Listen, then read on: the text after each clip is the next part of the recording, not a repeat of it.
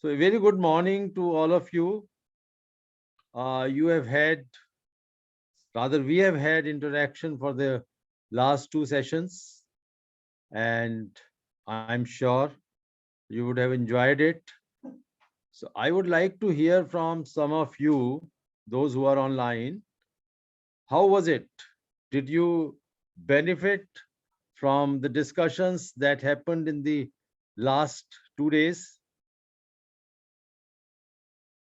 Rafael, can you please unmute and tell me something about your experience with the marketing module so far?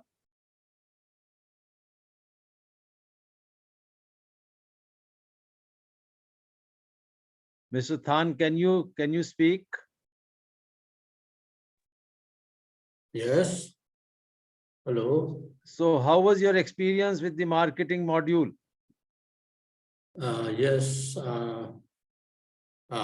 We got a lot of knowledge from this Wonderful.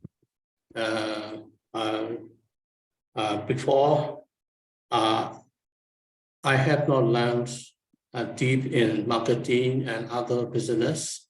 Now, the knowledge came from this module, very knowledgeable and very thinking. I want to learn more and more, continue to know wider concept in marketing and other strategy, thinking, planning, something like this. So as for me, this goal is very exciting goals for us.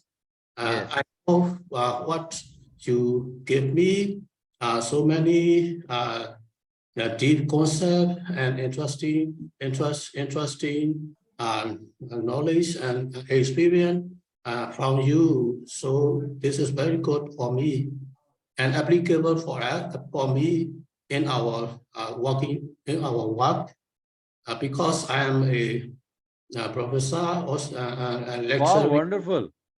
Yes, lecturing management concept science to the trainee in government public sector.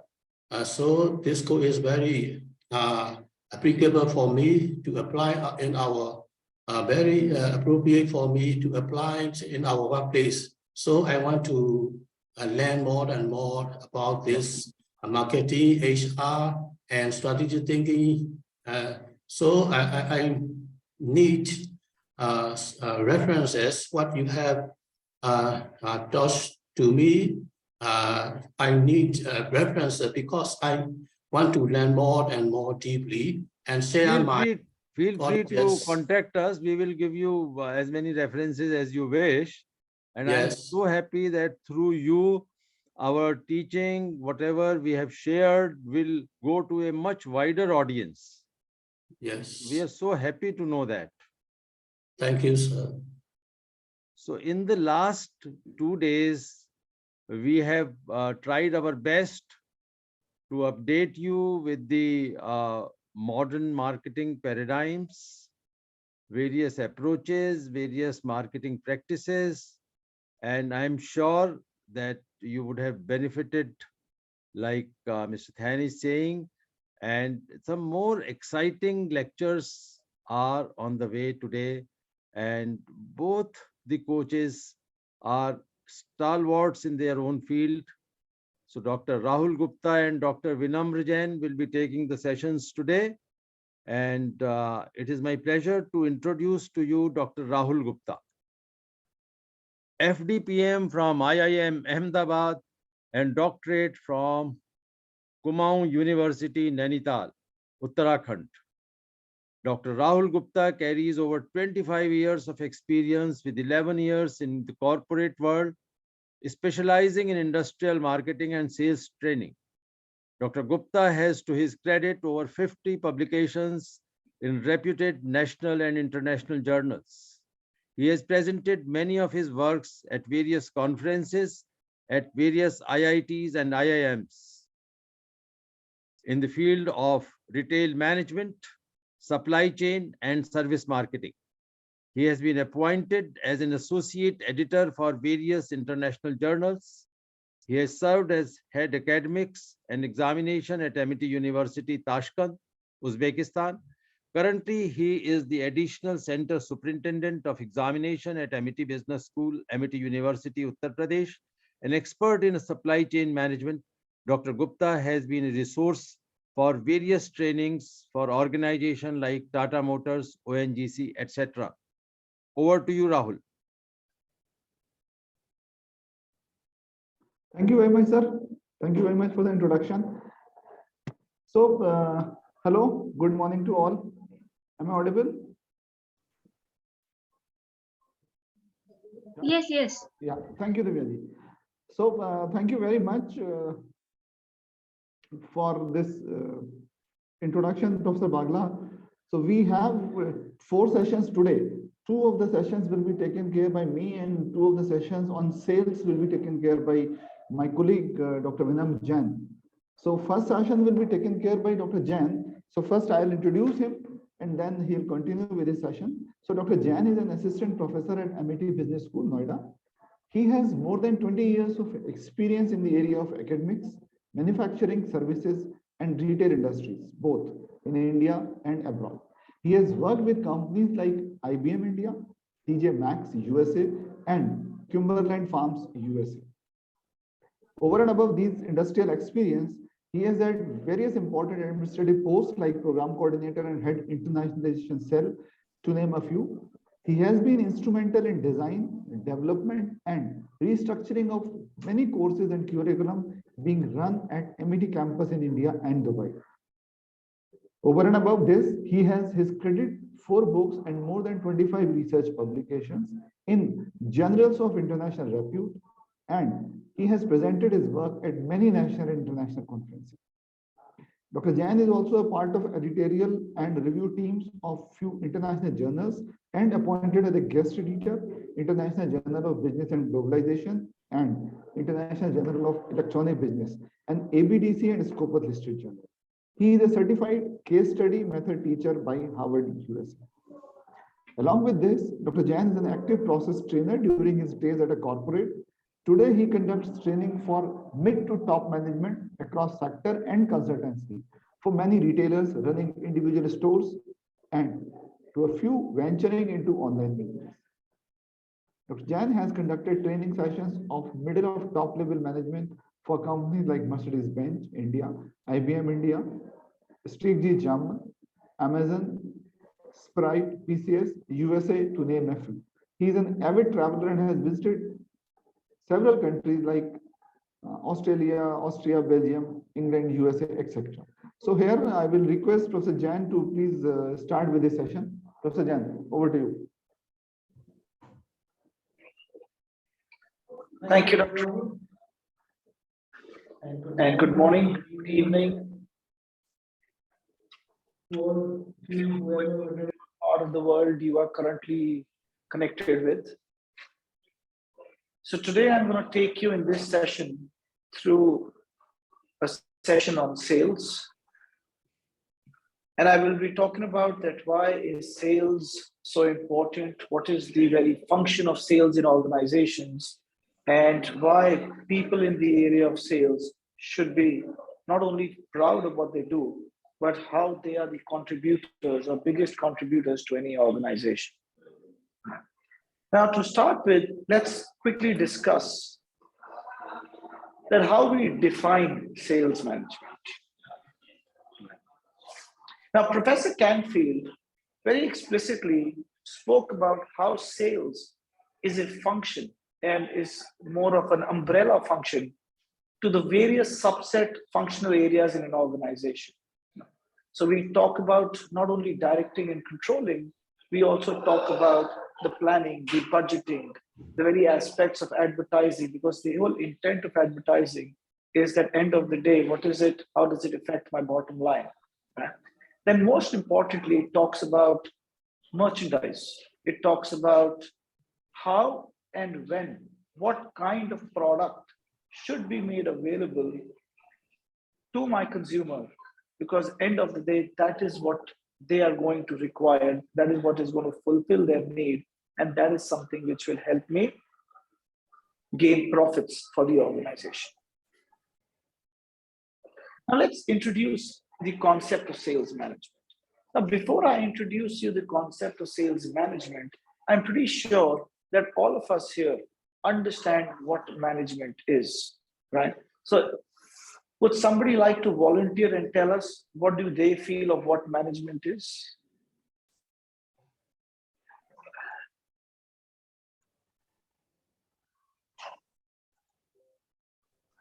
Anybody wants to take a dig at it?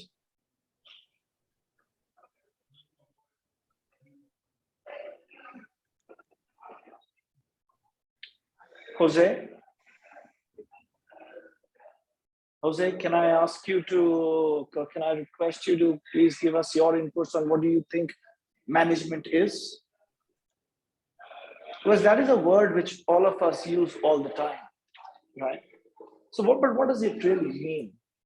And I'm not looking for a bookish definition here. Nitesh, do you want to take a try? Do you want to share with the group what do you think about the word management? Yes. Please. Okay. In literature, as literature describes, management activity through organizational model in effective, efficient manner.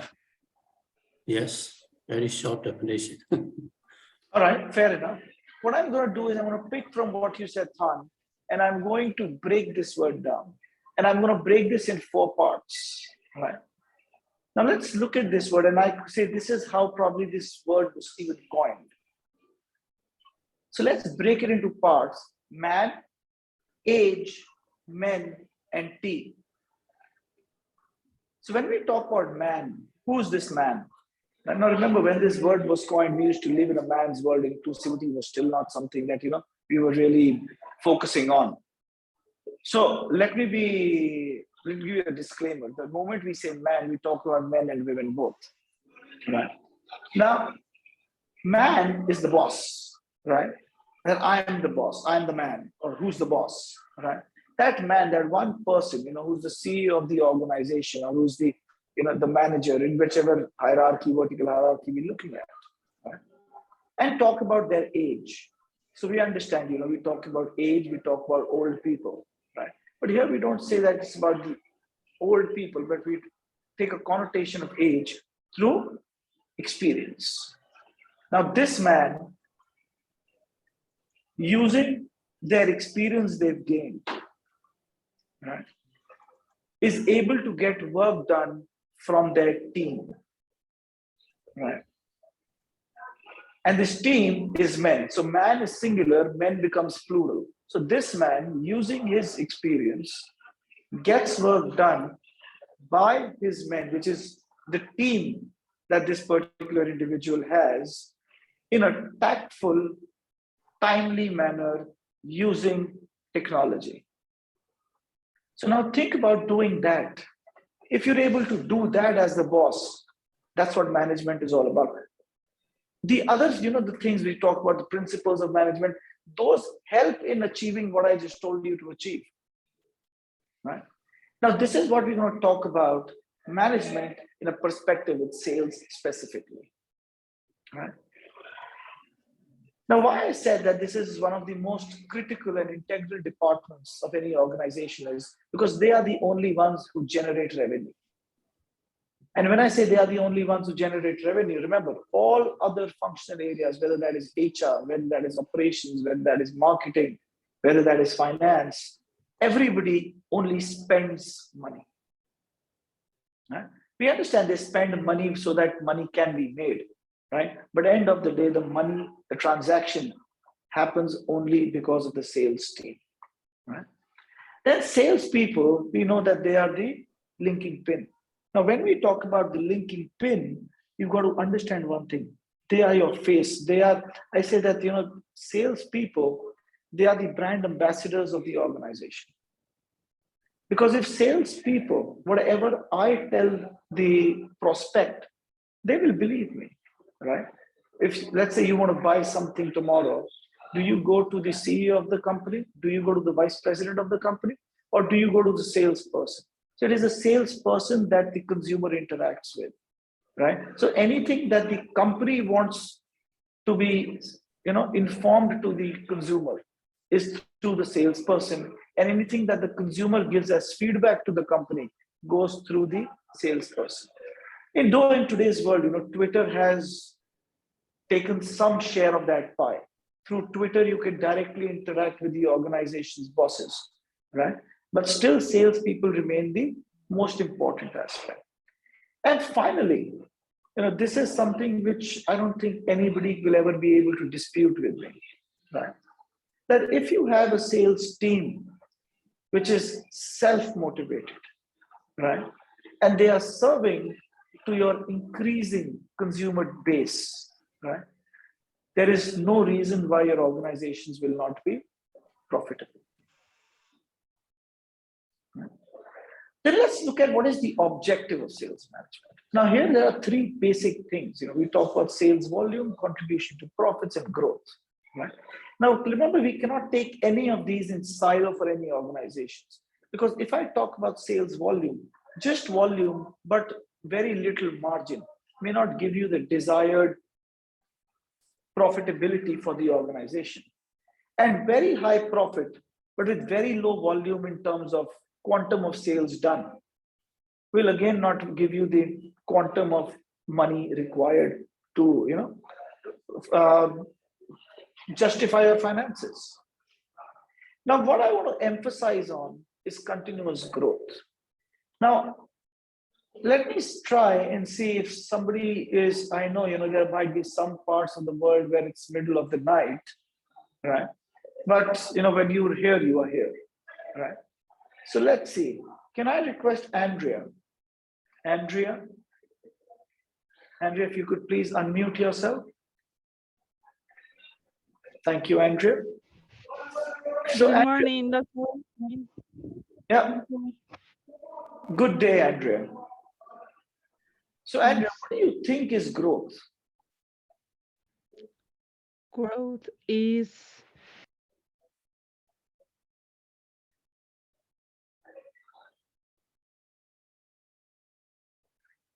So I'm sure, Andrea, you can see me online right now. You can see me. So if I say that this is a graph, and I just have a 60-degree line on the X and Y, where X-axis is time and Y-axis is profits and sales, then if I have a 60-degree line, that's growth.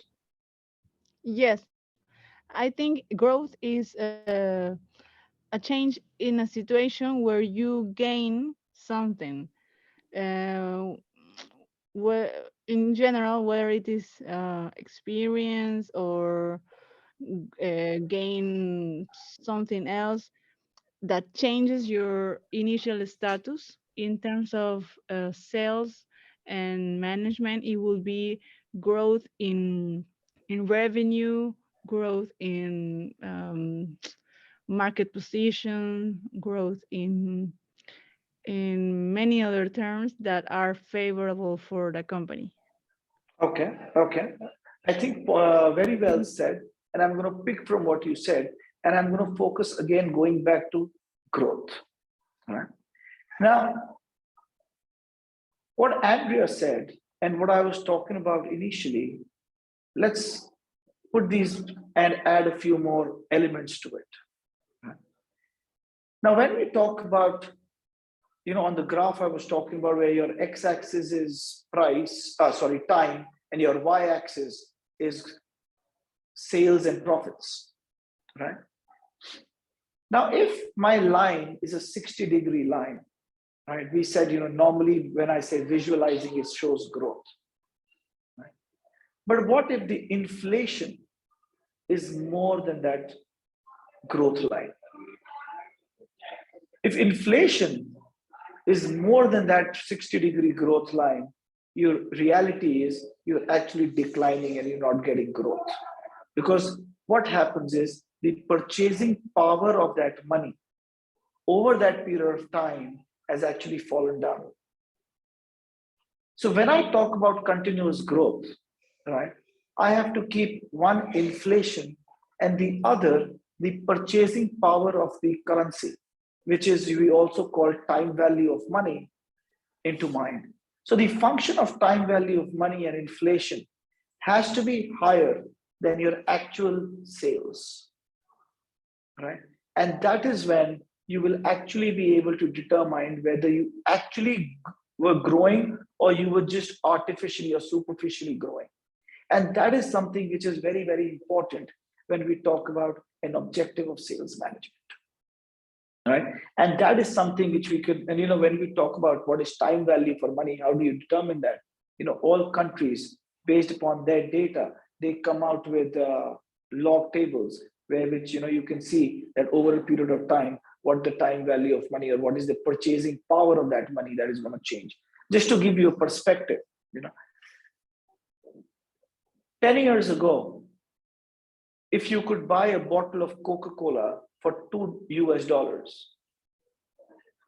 today for $2, though the money remains the same, but can you still buy that same 1 liter bottle of Coca-Cola? Probably not. So probably now you can only buy 750 milliliters of that bottle of Coca-Cola for that same $2. So what happened is that in those 5 years, the purchasing power of that $2 has gone down. But if you ask your parents, for $2, they could probably get 5 bottles of Coca-Cola when they were kids. So this is how that purchasing power changes, and that is what shows continuous growth. So just saying that, oh, my sales are increasing, my revenue is increasing, right, does not mean your company is actually growing. So that is something you have to understand. Right? Hence, volume and contribution of profit percentage becomes even more vital. Right? Now, talking about personal selling, it is very important to understand that as a seller, it is very important for me to understand who my prospect will be. Where do I find this prospect? How do I sell them? What will work to sell them? And as we go through the hour, we'll be understanding that a little more in detail. Right? Now, why is personal selling so effective? Right? Now, I'm sure we all understand what personal selling is when 2 or more people interact with each other. And when I'm trying to convince you of whatever I'm trying to convince you with. Right? So that face-to-face interaction, that is something which in the last 3 years has really taken a change. Now, a lot of face-to-face has been reduced to, we say the virtual environment. But do we think that virtual environment is also face-to-face? Because end of the day, if your webcam's on, my webcam is on, you can see me, I can see you. So the whole idea of face-to-face was not only to understand verbal communication, but to also understand face-to-face and non-verbal communication. Now, if you see, automatically I've installed some AI chips in my system, and you see there's a frowny face there. And why is there this frowny face when we talk about face-to-face activity here? Because I just can't see all of you, right? Because our webcams are switched off. So my system says, you know what, you're talking about face-to-face. They can see you, you can't see them. So there's a frowny face there, right? But more importantly, when I talk about sales, your message can be customized. So when I see you, when I can observe your non-verbals, it is very easy for me to change the direction of my discussion. Because what that tells me is, it shows me your levels of interest. You may not say anything, but how your facial expressions, how does your body move or not move, that will tell me your interest levels. And as a salesperson, that is something very important for you to understand from the person whom you are trying to convince what you want to sell to them. Right? Then, of course, it is only in face-to-face or personal selling when you can actually demonstrate your product. Right? Now, somebody would argue, But you know what? Today I can have a 3D rendering done of my product, and on a virtual conversation, a virtual meeting, I can show them the demonstration. Yes, you can. But that touch and feel, that just does not come. That just does not come. Right? And it is very, very important. And I'll explain this to you with a very quick example. In fact, it's not even just an example. It is a real life scenario, real life incident that I'm going to tell you. Right? There was this guy, he was in the business of selling vacuum cleaners. And I want you to listen to me carefully because I'm going to go a little fast here. This guy was in the business of selling vacuum cleaners. He took the appointment from the person, went to their house, and he said, let me demonstrate to you what a vacuum cleaner can do.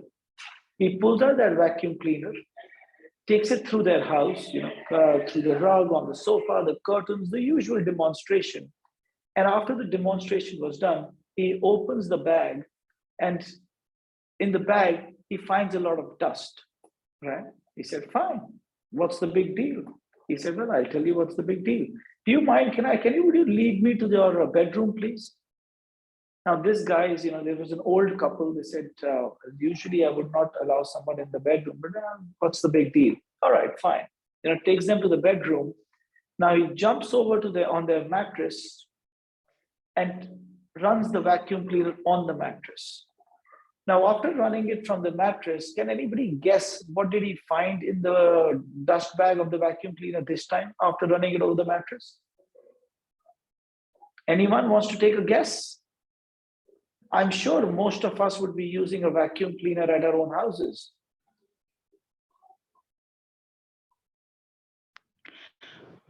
Well, I'm sure they'll find a lot of dust. Maybe I'm getting missing things. So from the mattress also, Andrea, you feel they found dust? Yes. You're absolutely correct. But this time, what this salesperson did was, the salesperson also handed them a piece of published document. Now, this published document was a research that was done, that in your mattress, you just don't find dust, but you find millions and billions of living microorganisms who live in your mattress. Now, all of you, I'm very, very sure, must have at some time in your life lifted a new mattress and lifted an old mattress, and ask yourself this question: which mattress was heavier?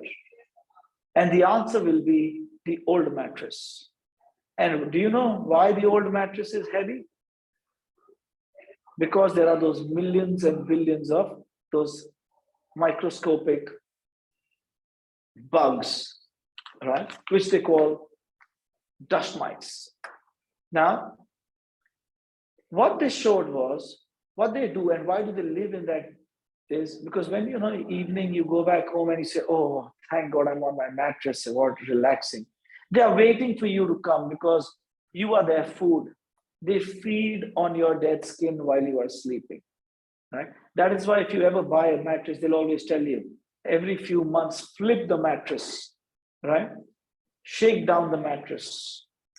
Now, do you think that was good enough for the old people to buy the mattress?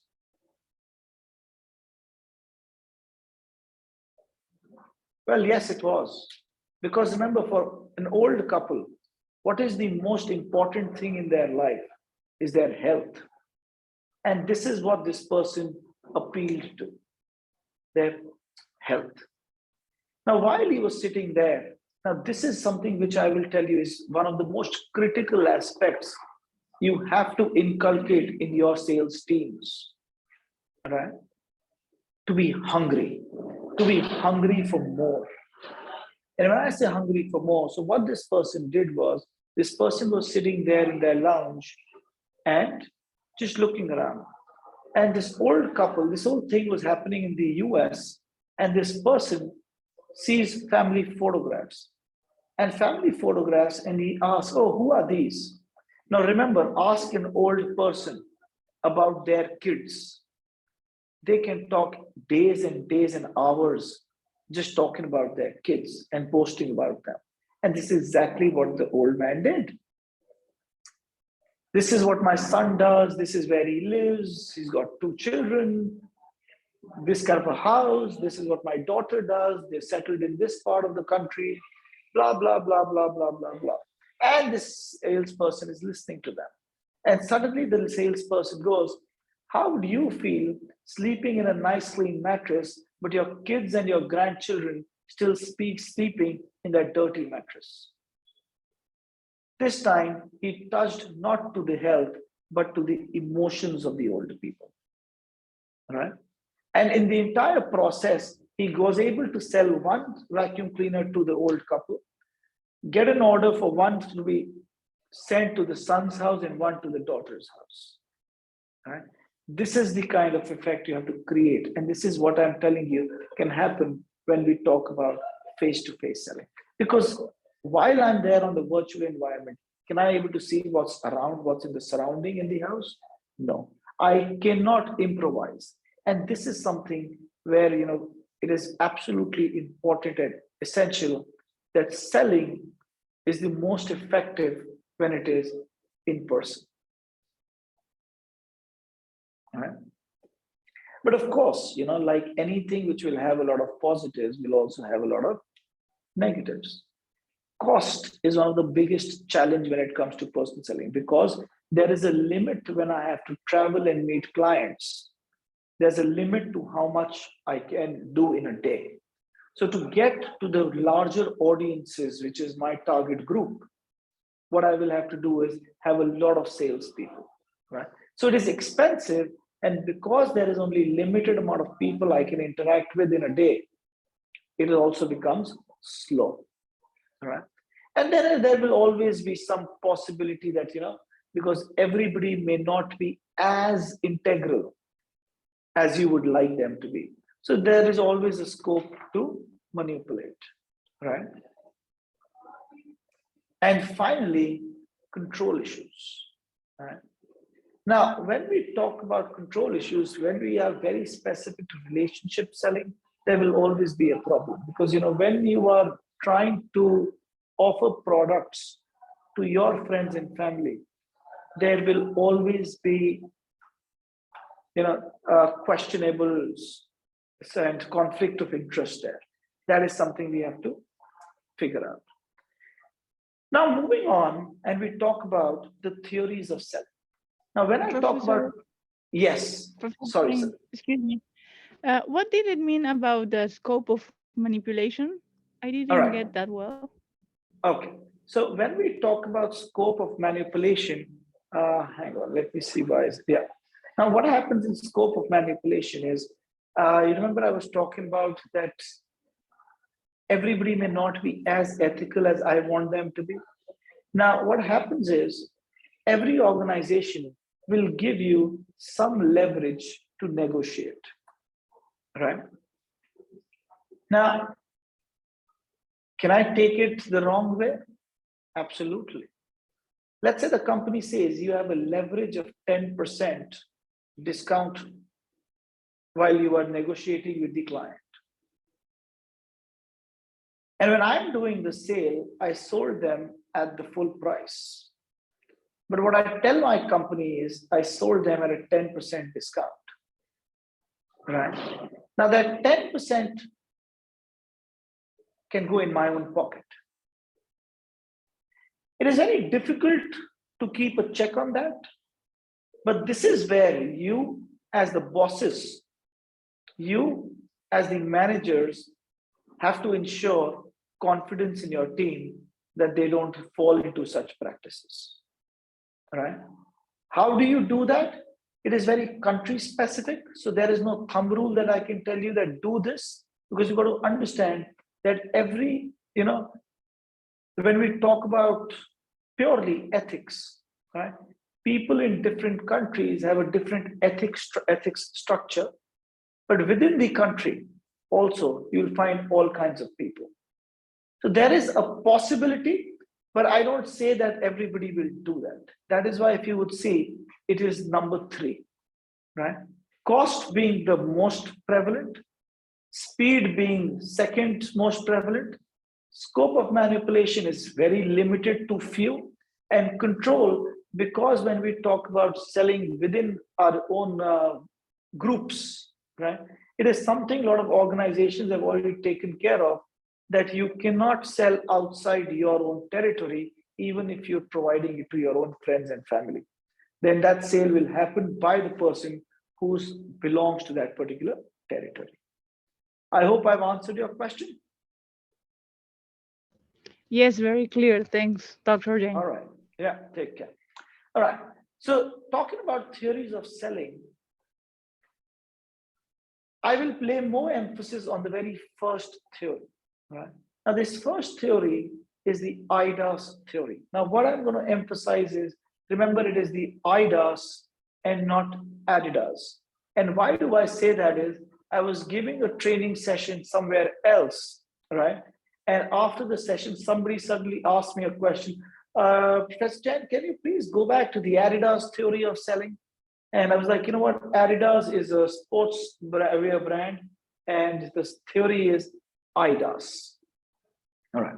Now, you see, IDAS is written all capitals because it is an acronym. And this acronym is attention, interest, desire, action, and satisfaction.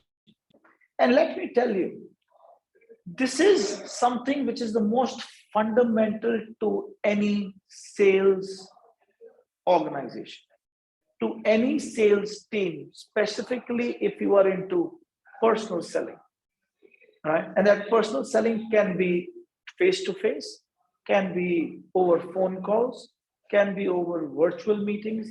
Whichever way that selling is happening, this is the most essential, right? Now, let's look at, I want to ask, I'm very sure, irrespective of what country you are belonging to, all of you would have had encountered this. Received a phone call from some financial agency. It could be a bank, it could be a credit card company, it could be a wealth management organization, any company that is trying to sell you, let's say, an insurance product, a credit card, maybe, you know, a trading account for the stock market.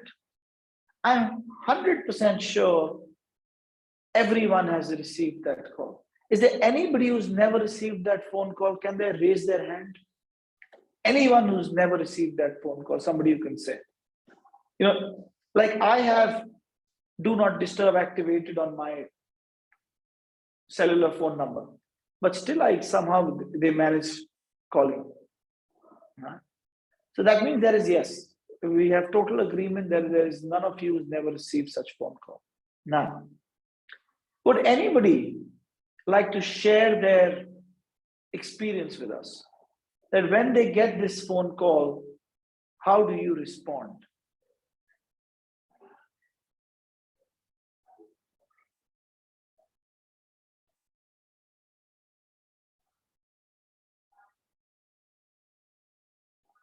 Sebastian. Hi, good morning. Good morning. Good day, Sebastian. So, Sebastian, when you received a phone call like this, what have you done? Usually, I feel like one of two things. Usually, I'm busy, and I tell them to call me back. Okay, so if I got you correctly, you tell them to call you back. Yeah, but my intention is not to have another call. It's just to get away of that. Yeah, so the intention is get lost, you know, don't eat my head. Yeah, yeah. And the other situation is that you have already told them that you're not interested in the product or service. They keep calling you, so you have to say, you know, like, please take my name out of your database because. You know, I'll tell you a trick, Sebastian, today, if you want to get rid of that into their, you know, you want their to blacklist you and never call you back. I'll tell you a trick today. Right? Now, this is something which we all do. We'll either disconnect, we'll tell them, sorry, not interested, don't call back. You know, somebody might even get mad at them. You might even swear at them, but they'll just keep calling you back. Right? May not be the same person, somebody else from some other organization, the same organization, you don't know. But the point is, if I am an excellent salesperson, but if you don't even listen to what I have to tell you, how does it matter how good I am? So grabbing the attention is the most difficult thing, right? So Sebastian, you know what I did? I got a phone call to get a credit card. I said, great, thank you. You know, I would love a credit card, right? Now this is, I was driving back from work to home. So I have a good 1 hour drive, right? So nothing better to do, fine, you know, you call. And now they start telling us, like, you know, stop telling me on the card, just give me the card, right? And how much would be the limit on the card?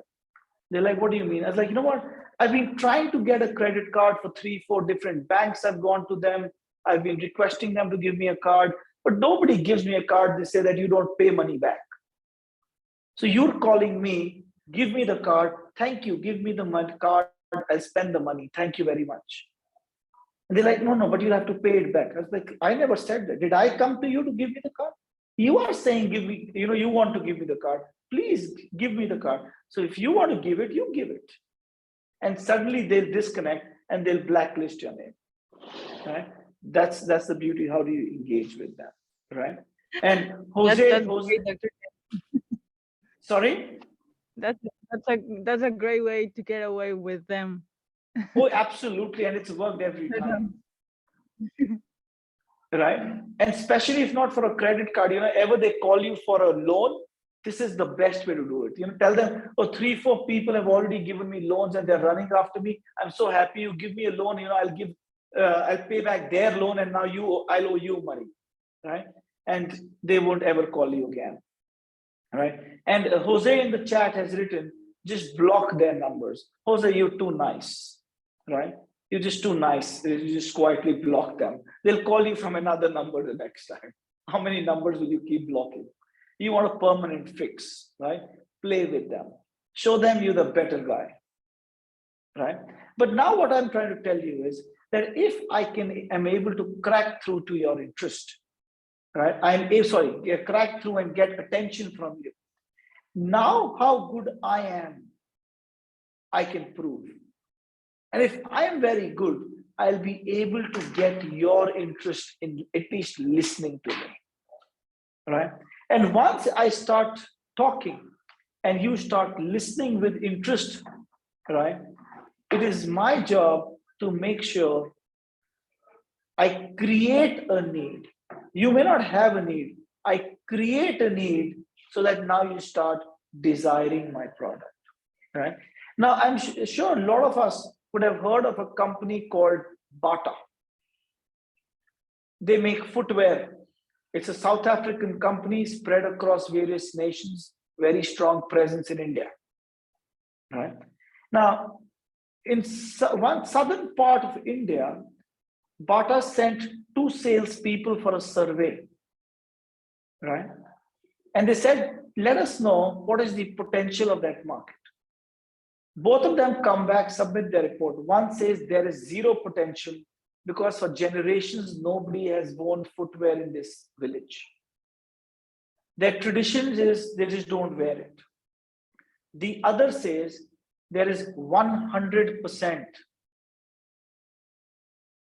possibility of making sale to every individual in that village. Why? Because nobody is using footwear, so everybody is a prospective customer. All we have to do is we have to create a desire in their mind, tell them why this is important, and now suddenly everyone is a customer. So it is about this mindset of your sales team. How do you orient them? All right. Now, once a desire is created, once I tell them that this is a need, right? Usually what I use is, I tell you that you're giving an assessment. Let's say you're giving an exam, all right? And I tell you, I have this answer with me, but there is a cost. Would you be interested in buying that answer from me? Maybe, maybe not. But you will at least listen to this idea that I'm telling you. So this is my way of getting your attention, having you interested in, okay, which answer? Do I know the answer to that question? Do I not know the answer to that question? All right. If I don't know the answer to that question, let me see what is the amount. Is it worth the number of marks I'm going to get for that question? So there's a desire, right? And if that desire satisfies you, you will action to buy that answer. Now, once you buy the answer, now this is very critical in today's time in sales, because earlier, till the point of time that transaction used to happen, the job of a salesperson was done. But today it is not. Today, the job of the salesperson is done only and only after they are able to create a relationship post-selling. All right. Now, the example we're talking about, the answer that I gave you, if you received good grades using that answer, you are a permanent customer. You are a satisfied customer. Right. Now, once you're able to satisfy a customer, right, what else do you think you can get out of them?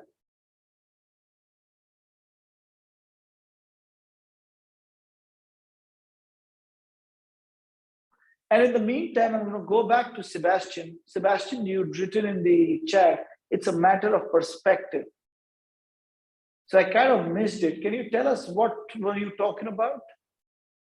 Yeah, you were talking about the survey, right? That one salesman or one person says that nobody uses shoes, which is a tradition, and there is no market for them. And the other one says nobody uses shoes, so we are going to be the pioneers there, and we're going to like sell like crazy shoes. It's a matter of perspective and creating the needs to the not the need to like, because they maybe have the need that they don't know they have the need. Absolutely. Absolutely. I'll say you've hit it right on the nail. So it is absolutely you as a salesperson, they don't know there is a need to that. You have to create that. You have to tell them why this is something that you require. Right? Now, going back to where I was, once you have a satisfied customer, what else can you get from them? Why do I want the customer to be satisfied with my service and with my product? Feedback. Feedback, okay. Feedback's good. Because you want them to buy again. Oh, beautiful, because I want them to buy again. But remember, I already told you, I'm a hungry salesperson. I want more. So I want feedback. I want them to buy again. But what else do I want from them? Maybe for him to encourage other people to buy. Beautiful. For them to encourage. So what I say is, what I want them to become is, I want them to become my advocates. So we talk about a concept of customer advocacy. Now, why I talk about customer advocacy is, in simpler terms, we also call it word of mouth publicity, right? Because think this way, you want to buy something and there's an advertisement by the company. The company has curated that ad, spent thousands of dollars in advertising it, right? And it says all good things about the brand, about the company, about the product. But you have a friend who's used it and they say, you know what? The product's useless. I used it and I was not satisfied. I'll never buy it again. So those thousands of dollars spent has just gone waste. But on the contrary, there's thousands of dollars of advertisement. And then there's a friend who says, beautiful product, I've used it, must buy. Would you rely more on the thousands of dollars spent or the word of your friend? I would believe what my friend says. The word of friend. Yeah, the word of your friend, right? Did the company pay your friend to say that? No cost. No cost, but the most effective. And that is why satisfaction becomes so important. Because what that leads is not only loyalty, but also advocacy. And advocacy becomes your best form of marketing without spending any money. It is even cheaper than digital marketing, my friends.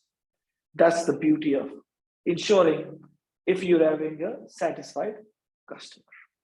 All right. So these are more details, and I'm just going, this is what we just discussed, right? And then I move on to a very interesting part, which I call the right set of circumstances theory, right? When, just like the name says, it's about circumstances, right set of circumstances. That's what it is. The situation was apt for the sale to happen, all right? Now, unfortunately, and see, end of the day, you got to understand, you're sitting there to do business, right? Now, there's a very unfortunate event which is happening in a part of the world, right? Syria and Turkey. And our hearts go out to all those families living there. But there might be certain businesses who find this as a great opportunity, an opportunity to sell, right? Now, I'm not going to get or discuss whether that's ethical to do or that's not ethical to do, right? We are not here in a class of, morals and social ethics, right? But a business says, this is something which is good for my bottom line. There is a crisis there. Let's capitalize on that, right? And what that has done is, you really don't have to make a lot of effort in selling, but the circumstances are such that your product will just sell, right? Go back to the early 2020, right? When this pandemic just started becoming widespread across the globe. I still remember those days. People went frenzy in the supermarkets. The water shelves were empty. Toilet paper rolls, people stocked as if we don't know what is going to happen, right? Masks, right? Masks became a huge opportunity of business, right? Sanitizers became a great business opportunity. And people capitalized. So the circumstances were automatically created that that product would sell. Now, before the pandemic, how much of sanitizers did we all buy? Right? Maybe we were going out of town, we'll have a very small bottle in our bag, maybe in my backpack, or for people who carry a handbag in their handbag. And if, we're on the street somewhere, there's no place to clean our hands, we just, sanitize it, right? So Sebastian says, in my case, none, right? Yeah, so, and frankly speaking, Sebastian, I agree with you. Many of us never bought sanitizer before that, right? And if somebody did, that small bottle of sanitizer lasted for years, right? But today, or from 2020 to 2022, or at least the end of 21, how much of sanitizer did we all use? I can't even tell you how many liters of sanitizers I went through. Right? This is how it was. So that was the circumstances that did that. Right? Now, this is what I believe in, and this is what I feel you have to understand. Remember what I've been talking about, that as a salesperson, you've got to be hungry, right? Because what I say is, you talk about die-hard optimism. Right?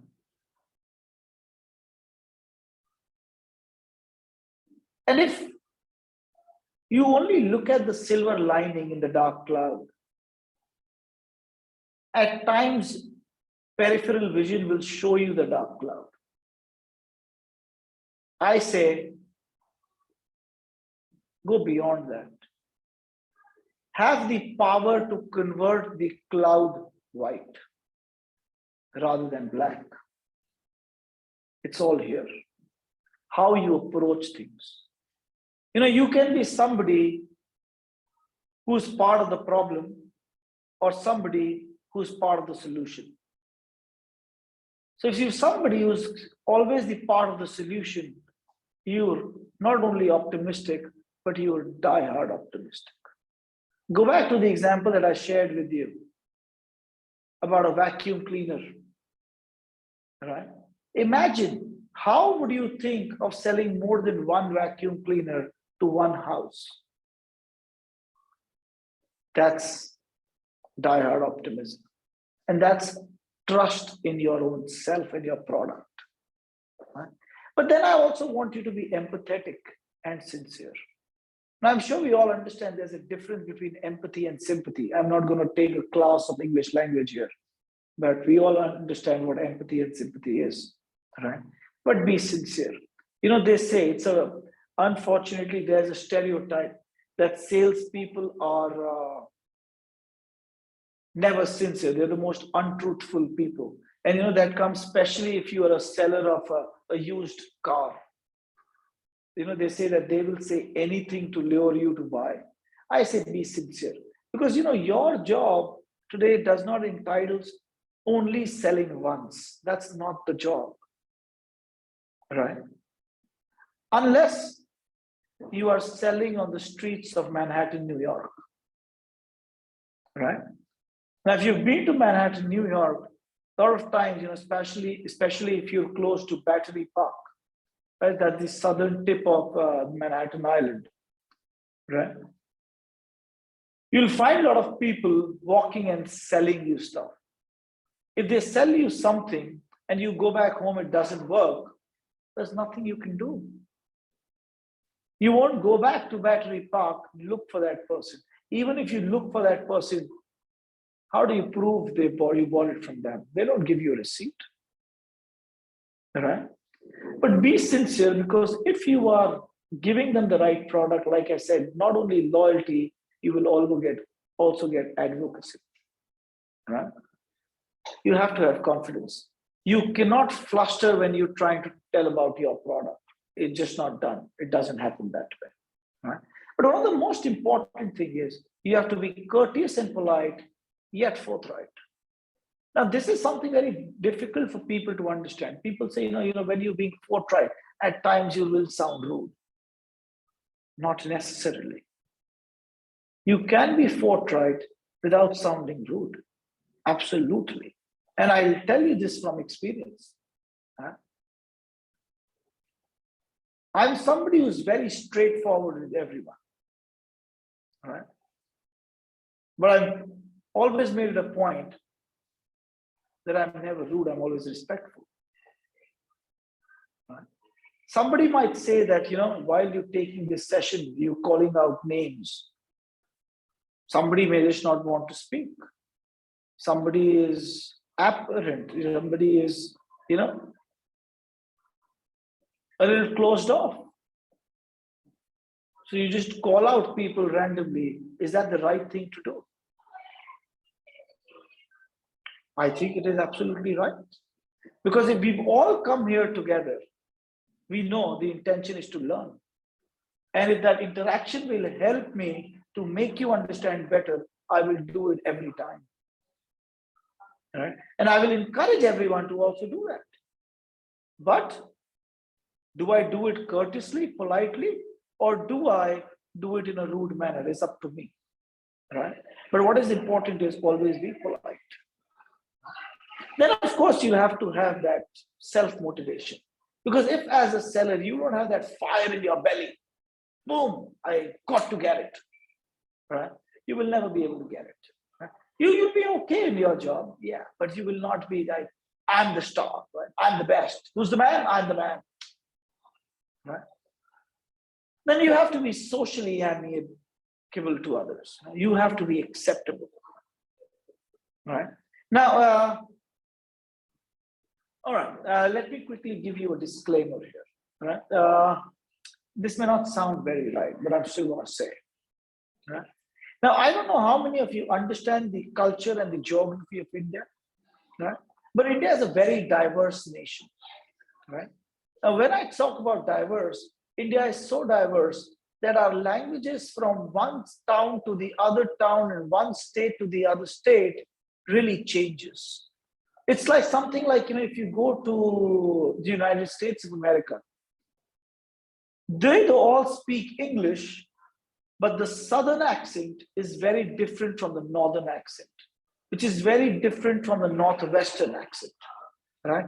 But what happens in India, not only the accent changes, the language changes in totality, the culture changes in totality, right? So now, if I'm a seller who is going to, let's say I hail from, let's say, northern part of the country, and I have to go sell in the southern part of the country. But the company has a choice to choose between me or another salesperson who belongs or who is a native to the southern part of India. It is better to send the person who belongs to the southern part of India. Why? Because they have a better acceptability in that region. And when I talk about a better acceptability in that region, what I'm trying to tell you is, for a simple matter, they can connect with those people better. Not that because there is a bias that there is, yeah. They are more relatable to them because Yes. of they have maybe the same accent and same maybe even traditions being from another region culture. Yeah. And what I can happen is that because they're able to connect with their own culture with them, there will automatically be a sense of belonging. That this person belongs with us. He is part of us. So that confidence will always be much, much higher and better. And that is something which, you as leaders of tomorrow, within your organization, and if you're in those already hierarchical positions where you get to choose who does what, this is something very important for you to understand. Now, I'm going to quickly talk about how do you actually go about doing the selling process, right? Now, the selling process has 8 steps. A lot of it I've already covered while I've been talking about, but what I'm going to emphasize is on the first aspect. How do you find who your customer is, right? Now, when I talk about who your customer is, or when we say prospecting, I say use something called as a MAD technique. Now, this MAD is not the eccentric MAD, but MAD is M, money to buy, A, authority to decide, right? And D stands for desire to own, right? Now, I'll give you my example. I go to the mall and I want to buy a shirt. Am I a mad buyer for any salesperson at any retail outlet? Do you think I have the money, the authority, and the desire to buy a shirt? Yes. Do you feel, right? But now I know I have the money. I know I have the desire, right? So the M and D is there. But when it comes to the authority, if my daughter is with me, unfortunately, she holds the authority. She decides what does dad buy, right? So now as a salesperson, what will happen is I go try on that shirt, I come out of the trial room and I look for my daughter's approval. As the salesperson at that store has to understand this, right? And when I say understand this, the salesperson has to understand that the child will probably not have the money. The dad has the money, but the dad is looking for the child's approval. So he has to convince the daughter that this is the right shirt and convince me that it is worth the money and convince me that this is something that will look good on you for the particular occasion or the event you are buying this. The purpose of that shirt is. So he has to convince both of us. All right. Now, once that prospecting is being done by the salesperson, right, that salesperson will need to do a sales pitch. All right. Now, normally in a sales pitch, what I say is you use what we call a FIBA technique. Tell them the features of the product, show them evidence, right? Then show them how this product within those features will be beneficial to you as an individual or a group, right? So of all the features, which is the bigger umbrella, you narrow down the benefits, highlight how this will be useful to you. Show them the evidence that what you are saying is the right thing will lead to eventually the action by the prospect to buy the product. Right? Then if you look at the fourth one, right? Listen to them more, because somewhere while they are talking, they'll give you a reason why they want to buy it. Use that reason. All right. Now, I'm going to close with one particular question to all of you. You are a salesperson. I am the buyer. I am asking you a question and a question and a question and a question, and I've asked you 100 questions about the product, about the price, about the usability, but whatever. But I've just gone on with questions, questions, and questions. Do you think I'm going to buy it? Or am I just killing time and you should shun me away and move to someone else? What do you think you should do?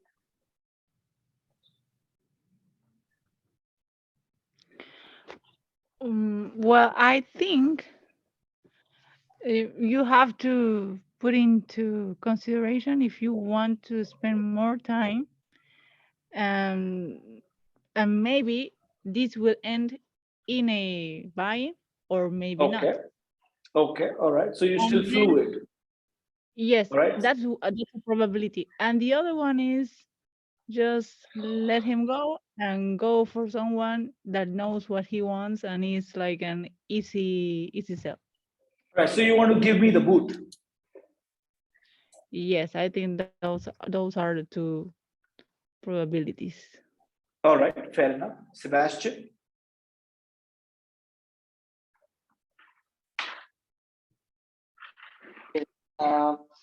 Well, in my experience, most of the people that ask a lot of questions, like what the materials, what sizes do you have, what payments or methods do you have, etc., etc. And the chat goes on and on.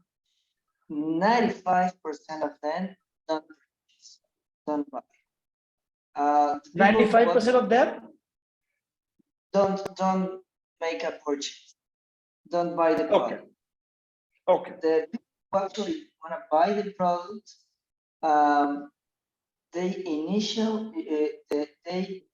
in my experience, they initiate the conversation or ask something, then like something like, I really love the product. I actually like it. Please send me the information, or some of them immediately told you like, please send me the link or the account to make the transference or the most of the people make that questions come back. However, don't buy in that moment. However, I have to disagree with this. You have to give them the information. And I have said all the things, like I try to automate all these answers, because there is something that is very important. What those people are doing is, like just count, like what is in the market, and it is important for the organization to grab that opportunity. I mean, I know they are not going to buy, but the opportunity is to, to let them know that we are an option for them if whenever they wanna, make the decision. So that is what I can say. So pretty well said, Sebastian. I think at least the last part which you said would sum it up, right? But let me give you my take on this. I would do something a little different. Anybody who's asked me 100 questions, I believe,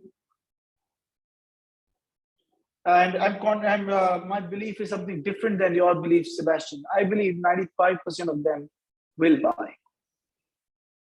And why do I say that is, from one perspective, remember, I am a diehard optimist. But why I'm that diehard optimist is because, remember, end of the day, everybody has a conscience. And when they've asked me 100 questions and I've given them all the answers to their satisfaction, whenever you have to say no to someone, you have to, if not justify to them why you are saying no, you have to justify to your own self why you are saying no, right? And if I've answered all your questions, hundreds of questions, spent hours there, right? Then what I will do is, end of the day, if you're still undecided, give them that little glance, right? Give them that little glance of, listen, you wasted my time and now you're saying there's no reason why you don't want to buy it. Don't say these words, but only let your non-verbal communication put that. They will feel guilty about it. And 90%, everybody, because remember, everyone's ego, somewhere big or small, will come into play. Use that to your advantage. All right. With this, I'm going to close the session. Before that, before I go, any questions anybody has to ask? I'll be more than happy to answer.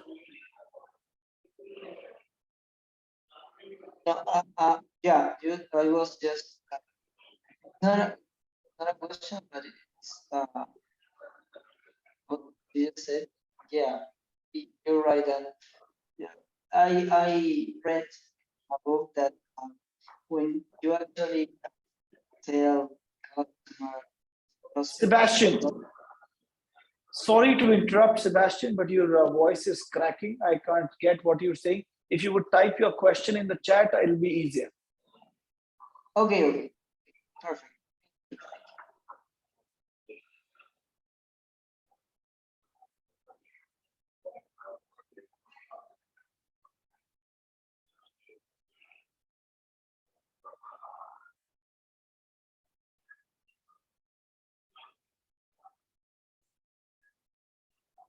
And if anybody else has any questions, I will be more than happy to answer them later on, as I understand I'm already eating into your lunch time, right? And tea time, right? So because after this, Divya, what is the break after my session? Divya? Yes. So after my session, they are breaking for 15 minutes, right? No. We are breaking for 5 minutes. We have lunch break around 1:25. Okay, perfect. So for 5 1:50. minutes, so we break for 5 minutes after me, and then we start with Dr. Rahul's session, right? Yes, yes. All Thank right, you. and I'm going to close it right after I answer Sebastian's question, and then we can have a quick 5-minute break, and then we move on to Dr. Gupta. And if anybody has any questions post that, they can send it in chat, and I shall pen them down, and I will answer them in the chat itself.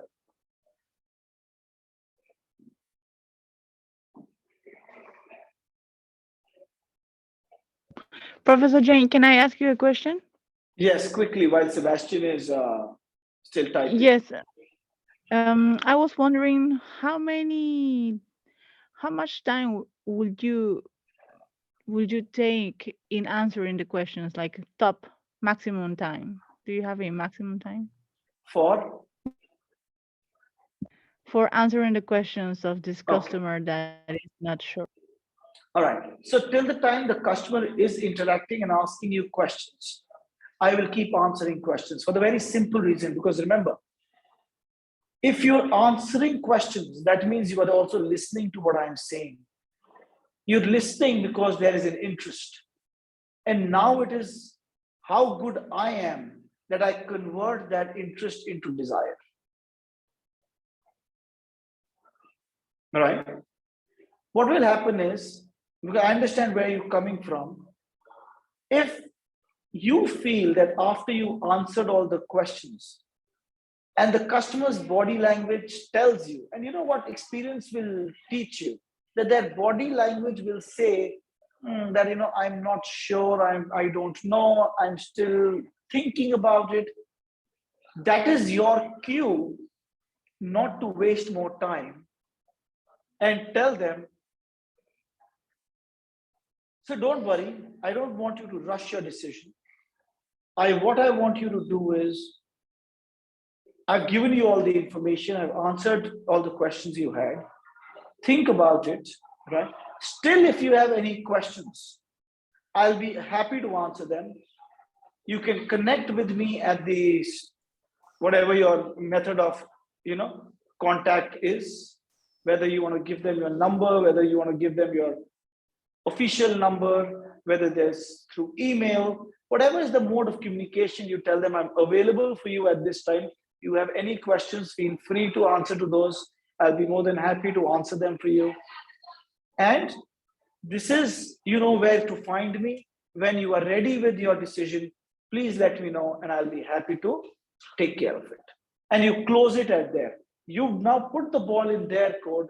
If they eventually feel that they're interested, they'll come back. You don't go running after them. All right. Okay, Sebastian says, in your experience, what are the red flags to know the customer won't make purchase? I think, Sebastian, Andrea's question was also similar. And I think this is exactly what I've answered. And that is why I will keep focusing on the idea.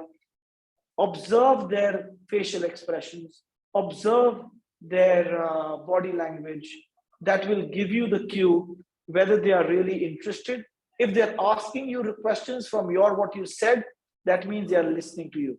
Fall back to the IDAS theory of selling. That is actually your foundation. That is, let me say, that is your cheat sheet.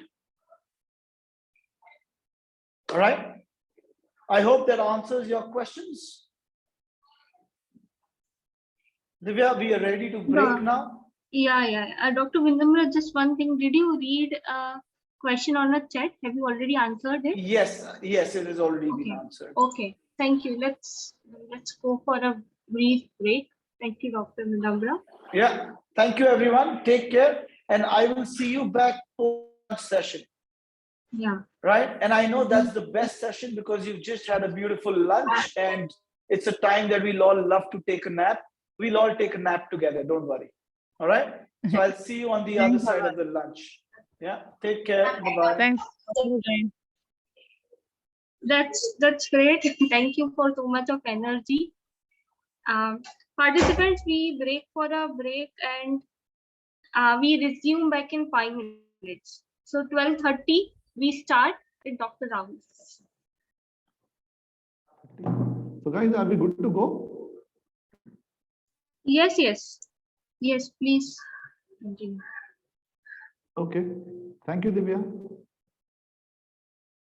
Thank you. So welcome to the second session today. I have been introduced by Professor Bagla. My name is Rahul Gupta. So hope we will have an interactive session, and whatever queries we have, any one of us can stop me in between and I'll be happy to answer them.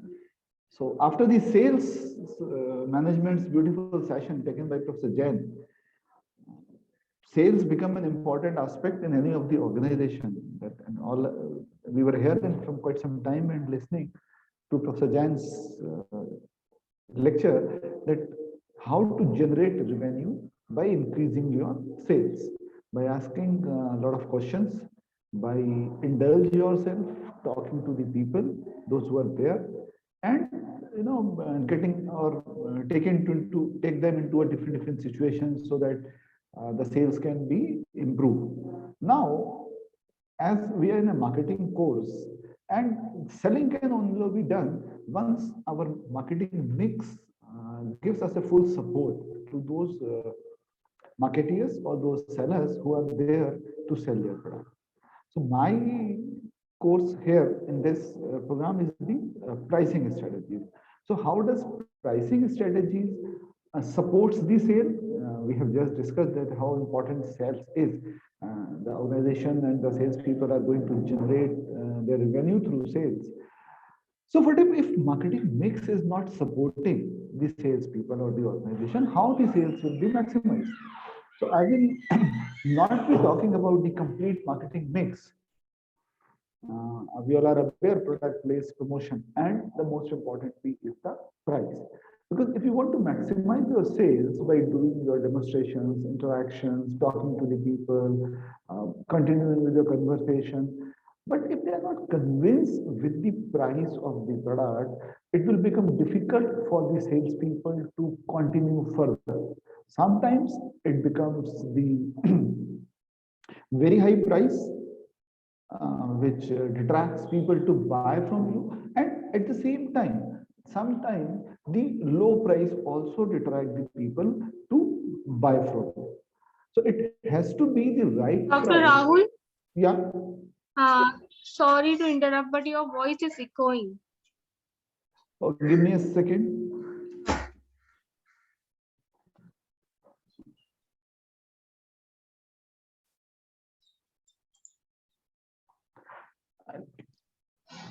I have just closed the second laptop. Still my mic is echoing? No, it's better. Yeah, I have just closed the second laptop where the Professor Jain was speaking. Okay. Sure. Okay. So I was talking, I can see Mr. Than here. And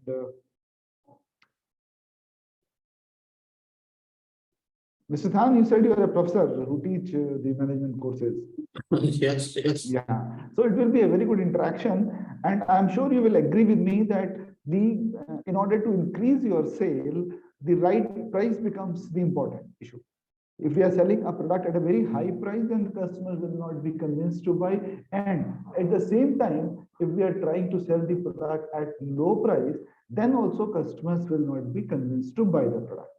Yeah, Mr. Khan, are we together on this? Yes, yes. Okay. Yes. Yes. Okay. So to continue with this, we all are aware about our marketing mix, product, place, price, promotion. So I have to put the emphasis on the pricing part. One of the P in marketing where pricing plays a vital role or an important role in the success or the failure of an organization.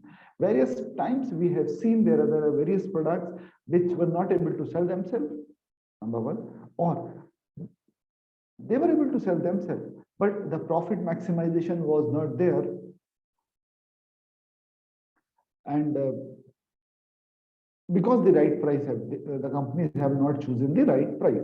So we'll be talking about various examples of various companies where the right price has given them the right revenue. They have maximized their revenues. So to start with,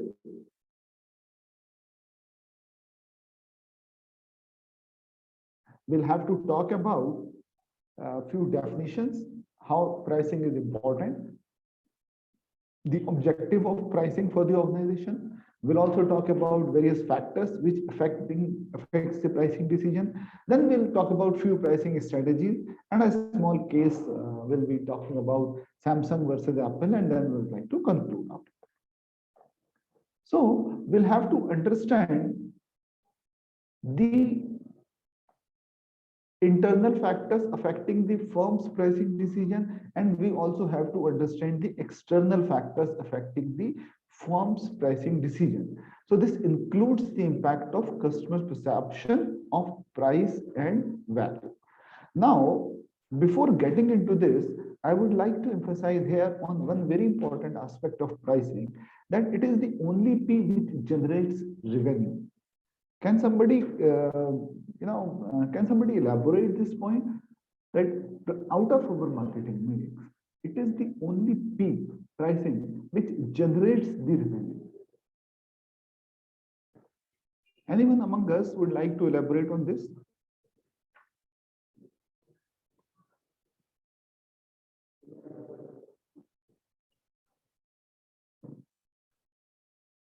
Yeah, Mr. Than, Mr. Ose.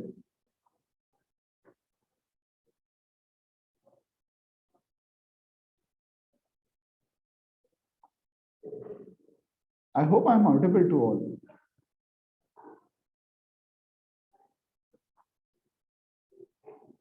Sebastian?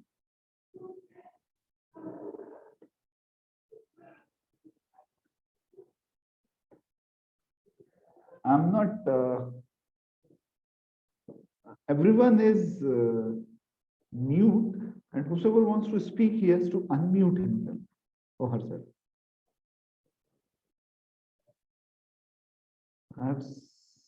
Okay. Sorry, can you repeat the question? Okay, Sebastian, my question here is, out of the 4 P's of marketing, it is pricing is the only P which generates revenue. Rest other P's do not generate revenue.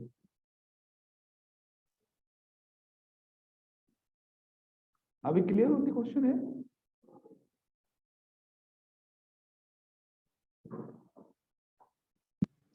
Hello, Professor. Yeah, hello, how are you? Is it Rahul. Sebastian? Yes, my name is Andrea. I'm from Okay. Peru. Okay. About Yeah, your Andrea. question, yes, I think price is the only one that generates revenue. Yes, because it is finally the one that gets the monetary exchange. Yes, very good. From product to money, Yeah, to the revenue of the company. wonderful, very good. So if you talk about marketing mix and the product, if you want to make the product, you'll have to incur the cost. If you want to make the promotion, you have to incur the cost. If you want to send your product from one place to the another place, called distribution network and the channel management, that will also called as a expenses. But it is the only P which generates revenue. That is why this pricing becomes very dearer to the market. And if you link the Professor Jan's lecture with the pricing, we will only be able to maximize our revenue when we are selling our product at a right price. Yeah, am I right? Anyone? Yes, Professor. Okay. The other, the promotion, Yeah. place, and the other one, Product. they are part of the cost structure of the companies. Yeah, they all will keep on adding the cost. You want to increase the value, or you want to increase the quality, you want to send your product from one place to the other place, it incur cost, but it is the price which generates revenue. That is why this becomes very sensitive and very dearer to the market here. Okay, so you also can note down one more word here, which I am saying is the sensitivity. There is a very sensitivity attached to the pricing. Anyone would like to tell me what do you mean by the sensitivity of the pricing? I mean, the P of the marketing, pricing is very sensitive.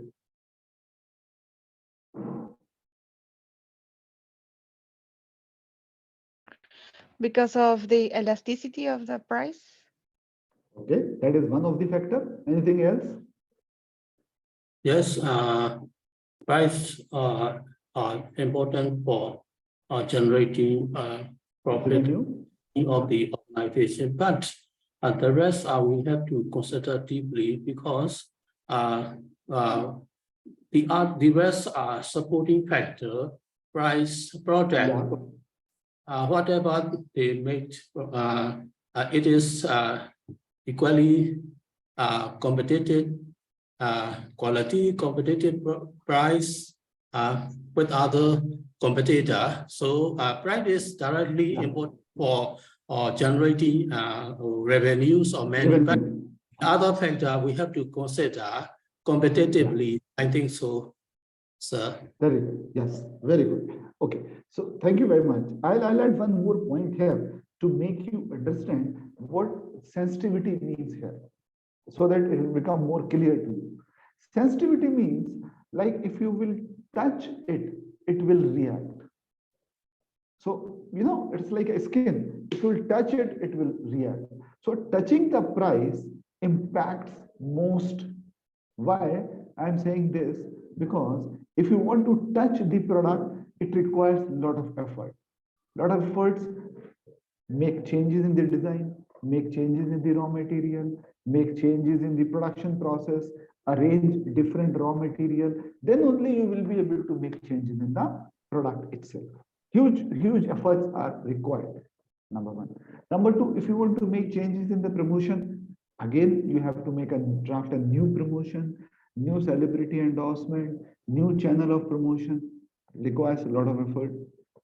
New place, you want to increase your distribution from one part of the country to the another part of the country, from one nation to the other nation, one distribution network to various distribution network. So all three P's requires a lot of, you know, change, and the results will also come as per the changes which are being incorporated. But come to our pricing. It is very easy to change price. You all have said rightly just now. You can change the price by just putting a cross on the price, $300 cut $200. How much time you have taken in reducing this price? $300 cut $200. How much time it has taken? Very little time. Very little. 1 second. You just have to put one cross and say $200. But the impact which it will make on the success of the organization is going to be very huge. Customers might think that why you are reducing the price? What is the reason you are reducing the price? That is why in marketing, what we say that please do not play with price. Price strategically, not just by deciding about the price. So I hope now we are able to understand what do we mean by the strategic pricing.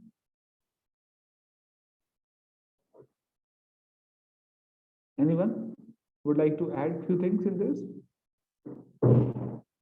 Mr. Jose, Mr. Dipesh,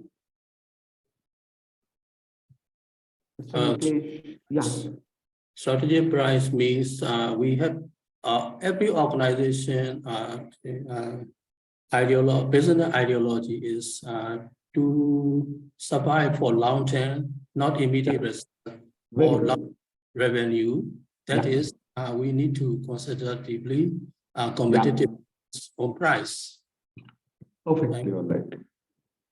Very good. You should not price opportunistically or for one week, 1 day, 1 year or so. No, pricing has to be strategically important so that the revenue generated should be maximized. Okay. So can we move further?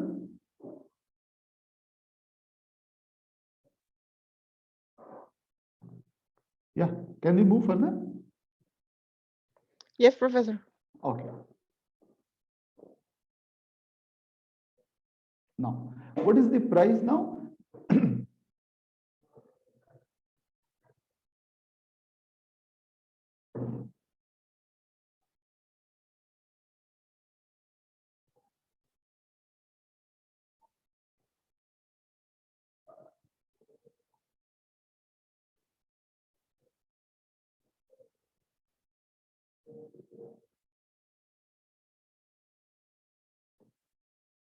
Okay, these are the few names which we give to the price.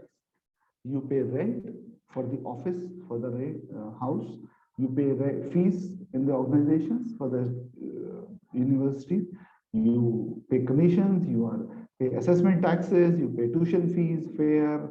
You pay premiums. You pay taxes. There are various types of interest, salaries. Wherever you are giving in exchange of something, we are paying certain price for that.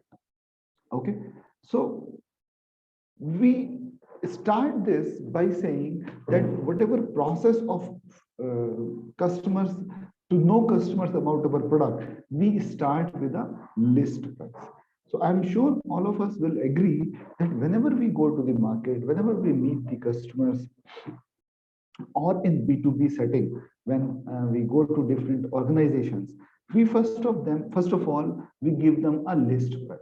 So in setting prices, marketeers start with the list price, right? First, you show one list price to your customer, and then various price adjustments are being made in that list price as and when required. So that's what I was telling in my previous line, that making changes in the price is very easy, but the impact of making changes in the pricing is very long lasting. Are we clear on this? First, we show a list price, and then we make adjustments in the list price. So when we are making adjustments in the list price for certain kinds of discounts or certain kinds of rebates which we are offering to our customers, then it becomes very sensitive for the customers and for us to touch this fee. Yeah.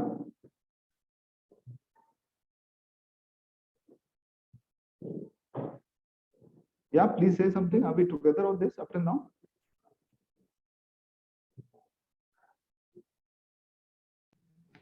Yes, Professor, all clear. Okay. Now, the list price function is a communication tool by adding symbolic value to a good or service and by helping to position the brand in relation to the competitors. Okay. Now, you are coming up with various kinds of products which already are there in the market, and you are launching your product at a certain price. Maybe, on a higher side or on a lower side.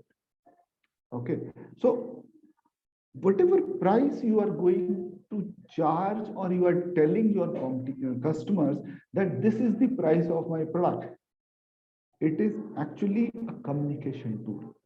How? The price itself is communicating to the customer that whatever he is going to take in a case of product or in case of services, the quality or the value of that product or service is going to be.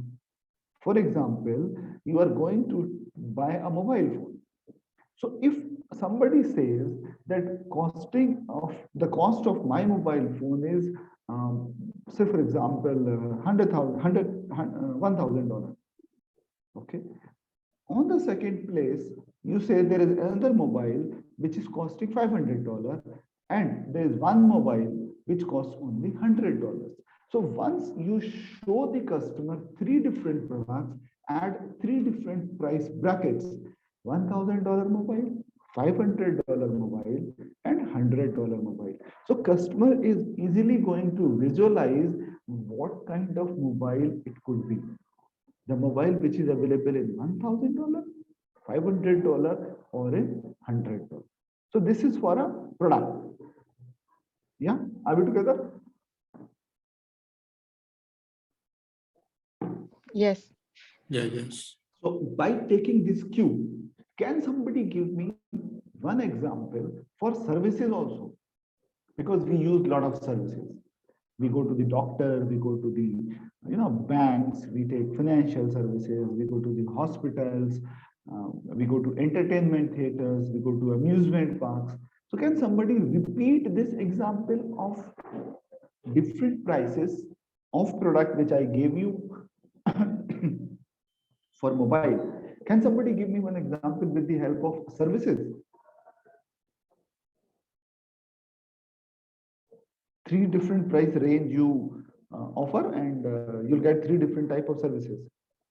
Or you visualize that, okay, they are charging this much, it means the services are different. Well, I'm thinking about fragrance. Yeah. Like if you buy you can find a brand that is Okay. just like an average brand and find a perfume for like maybe $12. Yeah. And then you can go to the mid-level brands Yeah. and find them at $30. Yeah. And then you can go to the most high-end fragrance like Chanel, for example. I'm Yeah. thinking about that. The And very they high are like price. dollars or more even. Yeah. And something else about this is that Chanel never puts their products into discount. They are always on the price On the high price. because they don't. Very good. That's what they want to show.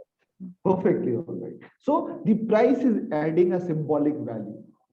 Very good. I'm very happy. And anyone can give me some example for some services? You can take an example of a hospital, you can take an example of a university, you can take an example of a lawyer or a consultant. Please try someone.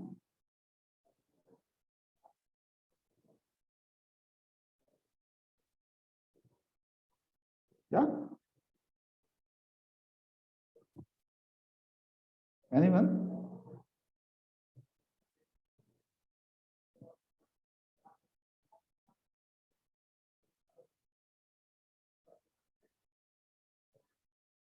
Mr. Thida? Mr. Nitesh? Anyone, please try. Yes, as a customer, when we get any service from any business, firstly, we think about this product is based on what I want to use, what I want, what I intend to apply for buying this product. This is in customer side, we have to consider what I want to buy. What is my objective? What is my intention to buy this product? And I have to choose which product is most appropriate for my application. I think so. The prices may be different, but the other thing we have to consider which are the differences from each other, and what I want to buy this product. I think as a customer, we have to mostly think about it, I guess. Perfectly all right. Perfectly all right. So for the symbolic value, if I say that I'm a doctor, I'm a heart specialist, and I'm charging per visit $100. Okay. Is it $100? There is another doctor in your vicinity, he charges $20 per visit. So, but if you are a heart patient, somebody is a heart patient, which doctor will you prefer? The doctor who is charging $20 or the doctor who is charging $100? I'm exclusively asking for the heart disease, not for fever, not for pain in the head, not any small injury. I'm talking about a heart patient.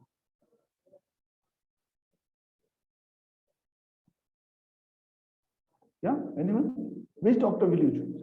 $100 or $20?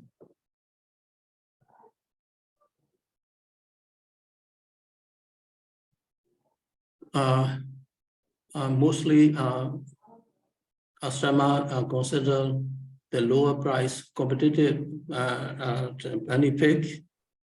Customer think which one is the I can, I can got, yes. No, I said exclusively for the heart disease, not for the fever, not ordinary fever.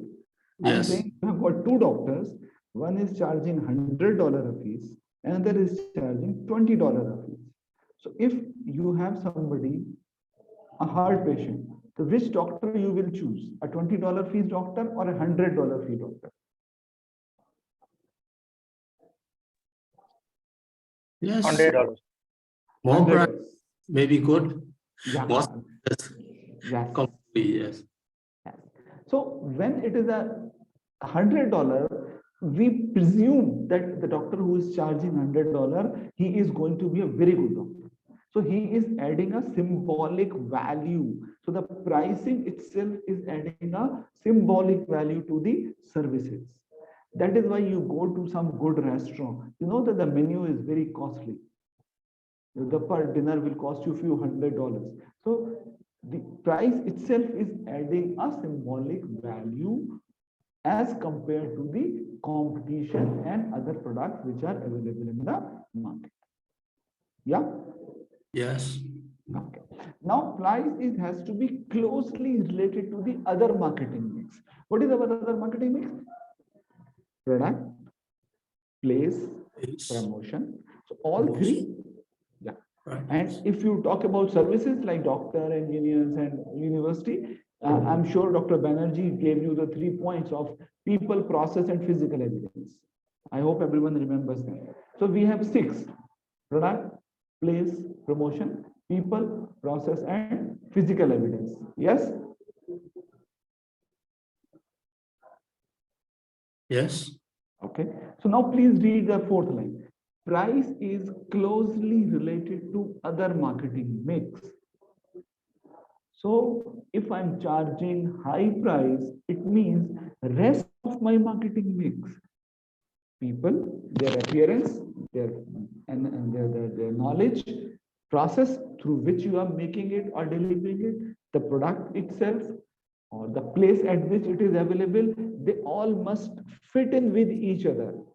What does it mean? If you are charging a high price, your product should not look shabby.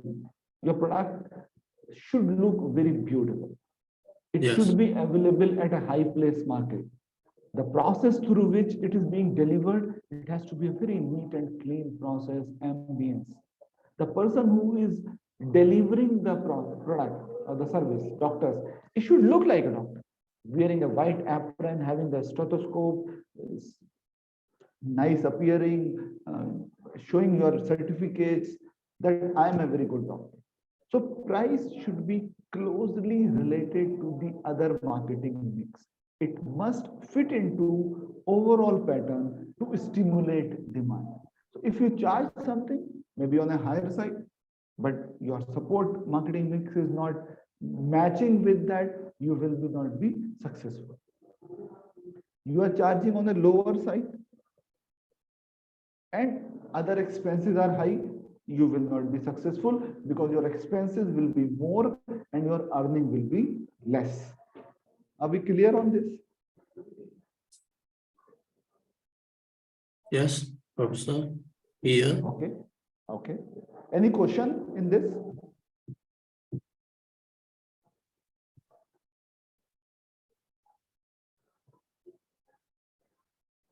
Actually, there is a question in the last line. Price bears a special relation to promotion. So one of the P in our marketing mix is price, what we are talking here. And another important marketing mix here is the promotion. So price and promotion are very closely related. presentation ရှိတာလေခဏမှာ presentation လုပ်အောင်အဲ့ဒီကကြတော့ကျွန်မတင်တန်းပေါ်မှာဖြစ်တယ်ဖြစ်တာဖြစ်တဲ့အတွက်ရှေ့ကိုရွှေ့အောင်ကြတော့20နဲ့20 May I request who is တအားရှောက်ပါနဲ့ပါနဲ့23ရက်နေ့ကကျွန်မ close the mic someone? Yes, yes, yes. 10ရက်ကျွန်မ online lecture ရှိတယ်ဆရာရဲ့အဲ့တော့ Just a second. Huh? လူ Fine. May I request someone to please close the mic? Okay. Yeah. Yeah. Someone please tell me.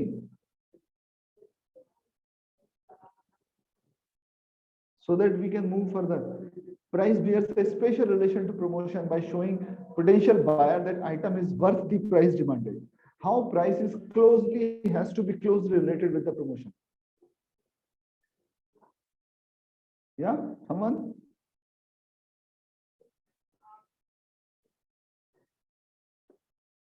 Hello?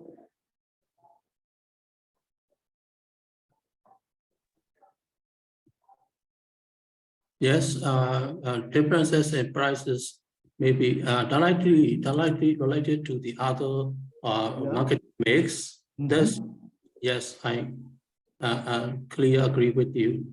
Okay, and the last point, the spatial relation to the promotion. Can somebody give me some example for this? Spatial relation with the promotion.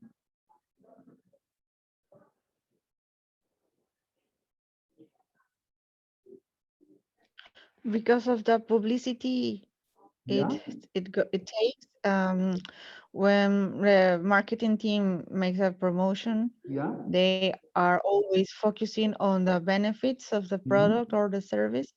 Okay, So this has to go along with the price that it goes. okay. Andrea, I'll give you one situation. Okay, is it Andrea? I think. Yes, Amandra. Andrea, you have to design a promotion for Omega watch. I'm sure you will agree it's a very costly watch. Yes. Yes. So if you have to choose between two film stars, Tom Cruise and one film star which is not very famous. Well, I will go with Tom Cruise because it shows the importance and relevance of the High Omega price, watch. high price. Yeah. That is why you all will agree that Omega is always associated with the Bond. All the James Bond, whosoever is coming in the James Bond movie, are being endorsed for the Omega watch. Yeah. Yeah. Because if you will endorse a celebrity which is not very popular, like a James Bond or Tom Cruise or someone like that, people will not, a high price product will not be acceptable to the people. Because when you see an action movie, everyone feels like that he must wear all those accessories which Mr. Bond is wearing. So price bears, please read last line again. Price bears a special relation to promotion by showing potential buyer that item is worth the price demand. Yes. So if the company make a mistake of not endorsing a very high celebrity in a high price product, people will not be convinced to buy. Are we together? I hope on this. Yes. Can I say an example, Professor? Please, please. Yes, my last job was at L'Oreal here in Okay. Peru, Yeah. and when they were launching makeup, they put no, it was not makeup. I'm sorry, it was a shampoo, the shampoo brand that we have, and they don't allow any country to put like their own image. Like you can have a personality from Peru being the face of the brand. So it has to be like a worldwide face of the brand, internationally, and approved by L'Oreal from Paris. Yeah. And it happened to be this celebrity, Camila Cabello, but actually in Peru, nobody knew about her because she was brand new, and the and the director of the consumers products, he was concerned, a bit concerned about it, because maybe people won't relate to that, to her, because she was unfamiliar to our culture, no? So it was going to be a bit of a trouble to get people to know her and to finally relate the product to the price and all the promotion that we're making. Yeah. He was very concerned. Very good, very good. And with this, I'm remembering one more example here. like these cosmetic companies, while selling their products, they don't sell product. I remember I read it in one of the books. Andrew, do you remember what is their punchline says? They says we don't sell product. Then what do they sell? Excuse me, I didn't get that question. Sorry. The cosmetic companies, L'Oreal or something like that, which you're talking. So I was reading in a book that in their promotion, they say we don't sell product. What do they sell? Yeah, they sell beauty. They Like say- you want to they- look like the Yeah. girl. Yeah, which Yes. is being shown in the advertisement. They sell an hope that if I use this product, I may look like that. I may feel like Yes. that. So for that, you Exactly. need to have that kind of celebrity so that you can match with the kind of product or the high price which you are charging. Mhm. And Exactly. very good. So anybody else, any question in this? So Andrea, should we move further? Yes, Professor. Yeah. Okay. So see the importance of price. Choosing the right pricing strategy strengthens the chance of achieving turnover and provide in line with the company's objective. So if we are not charging the right price, our profitability will not be maximized. We may be selling a product at a low price, not to cover cost. That is a mistake which we may perform. We may make some product in $100 and we may sell it in $110, $120. So we may earn $10, $20, but it will not be the profit maximization. So choosing the right pricing strategy can only give the maximized revenue. That is what the high priced product used to say. So if you talk about the Apple phones, if you talk about the Sony television, if you talk about the Samsung phones, I'm sure you all will agree that they are not selling the product by previous old methods of adding the cost, adding the some profitability and providing the product to the customer. They are launching their product for $600, $700. Maybe after 2 months, they reduce down the cost by $200. The $600 product was available in $400 after 3 months. Yeah.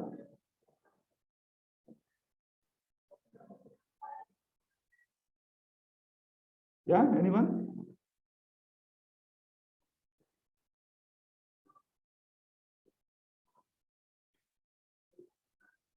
Mr. Dipesh, Sebastian, Tinda. Should we proceed? Yes, we can go for a lunch break, half an hour break, and then continue. Who is this? This is Divya. You can end this topic, and then we can go for half an hour break at 1:15. 1:15. Okay. Okay. 1:15. I'll close.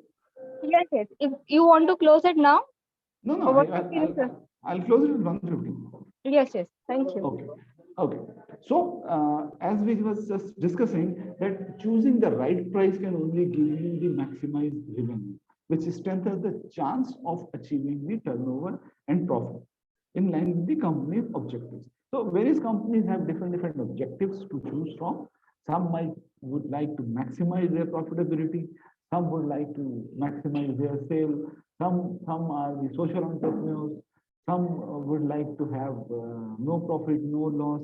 So different organizations will choose different pricing objectives. And for your organization, for your product, for your customer segment, you have to choose the right price. Yeah, Andrea, I hope you will agree to this. Yes, definitely, Professor. Yeah. Okay. So few fundamental things about this. First, the organization has to determine its objective. Then only you will be able to decide about your pricing objective. So first, you'll have to look into the organization's objective, what kind of organization you are, and then you can opt for the pricing objective. Then, before getting into this, you must know who your target audiences are. Until unless you don't know for whom you are going to launch your product, you will not be able to decide a right price for your target audience. That is why if you go back to your marketing class, where I'm sure you all must have studied earlier also, the segmenting, targeting, and positioning.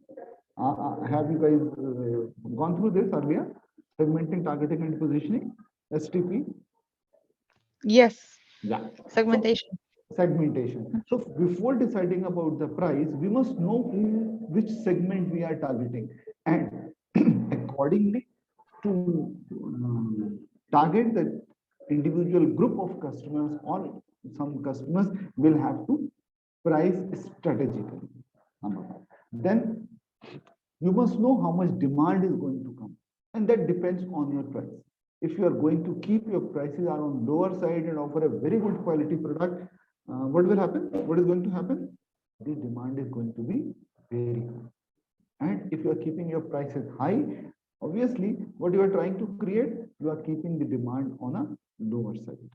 How many of us are agreeing on this? If the prices are on higher side, demand is going to be low, and the prices are on lower side, the demand is going to be very high. Yes. Right. After that, the fourth point, what you will do, you will have to understand your cost. It should not be like you keep on adding your cost in terms of raw material, in terms of land, labor, capital, and all the factor of production. There are various factors which will come.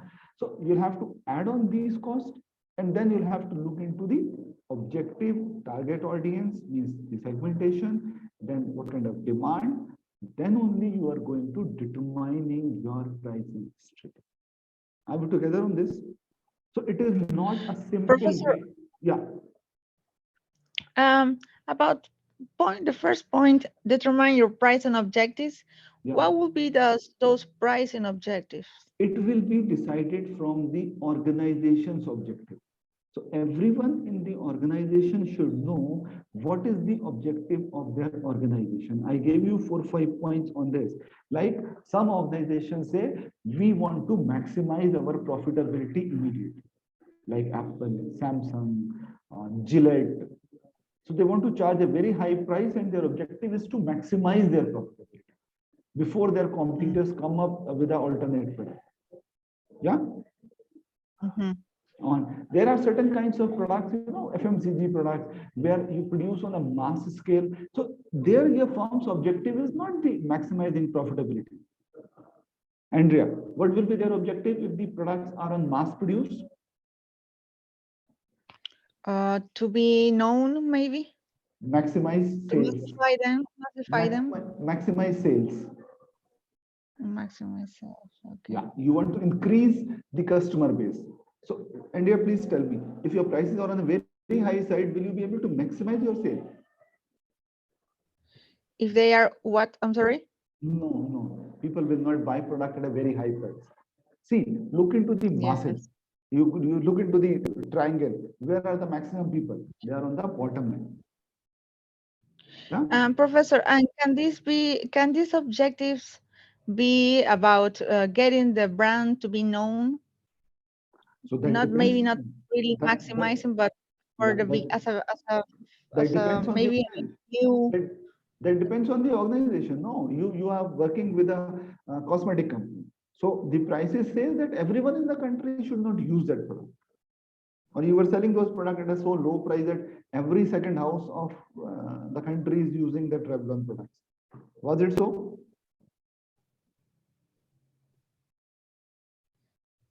Andrea? I'm sorry, I didn't understand, Professor. Yeah, you were selling Revlon.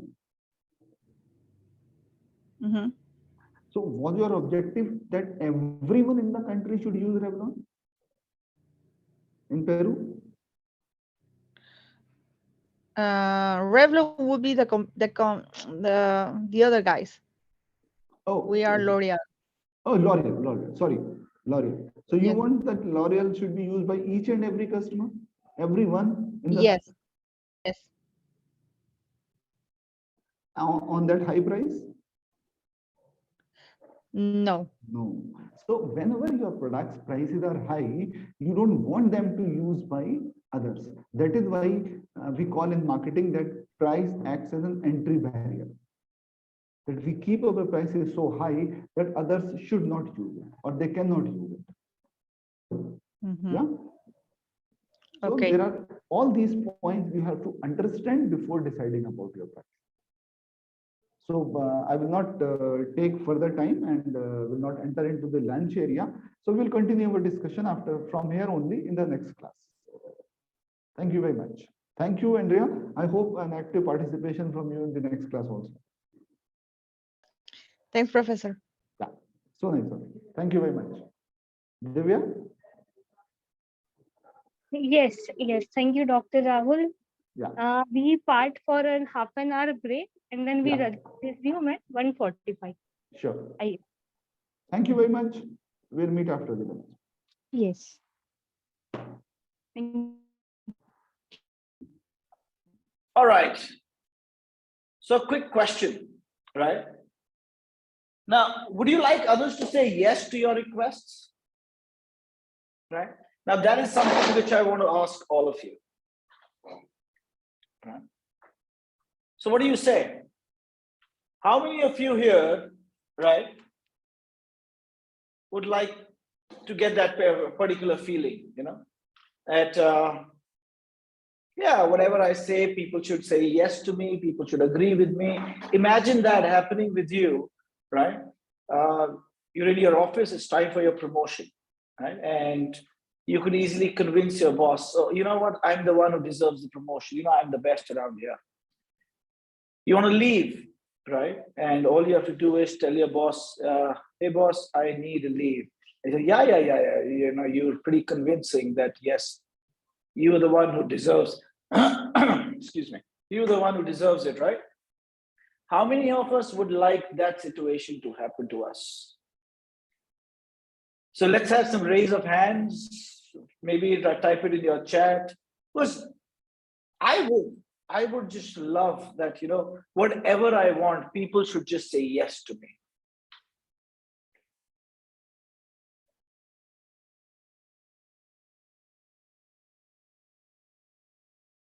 So in fact, before we move on, so what it means is people have logged in back after lunch, but how many are actually back after lunch?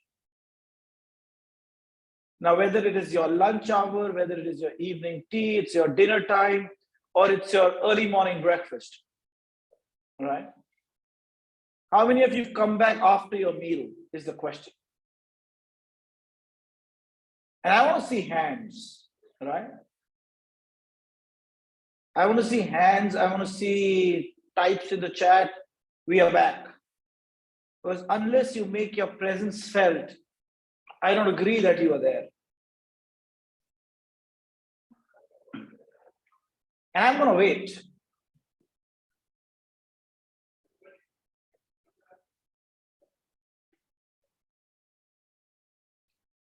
Suthan, Thida, Jose, Rafael, Andrea, Nitish, Victor, Apalaisio, Jean, Marisa, Dipesh. I can see all of you are logged in, but I don't see any response. So I don't know. That's like I said. Are you there or are you just there? Yes. All right. So Than is there. Thida, beautiful. Yes. Great. Yeah. Okay. So Apalicio is there. So Thida, Than, and Apalicio. Great. I can see you on your webcam. That's amazing. Right? All right. So I think we can live with that and let's move on. All right. Okay. Now, what do you think is influence? The very word influence, you know, what is the first thing that comes to your mind when you hear this word influence? And I want you to, you know, just unmute yourself. Feel free to answer. Feel free to add into the discussion.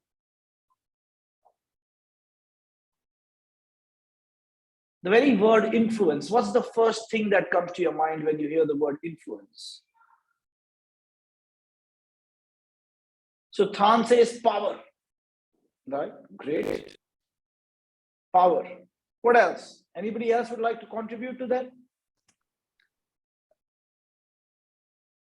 The ability to access or change the thoughts, behaviors, or action, or other individuals or group. All right. Okay. So the ability to Or change, the ability to change, the ability or to affect change. or other change. Yes. Okay. All right. Fair enough. Can we also say, you know, when we talk about influence, we're talking about impact, we're talking about inspiration, we're talking about maybe stimulation, we're talking about somebody encouraging. So there are a lot of various terms we can discuss, you know, when we talk about influence, a lot of things come to my mind, right? Now, do you think that there is any one here, you know, who you feel amongst all of you that in the early stages of your life had dreamt about, you know, something different from what they have achieved today?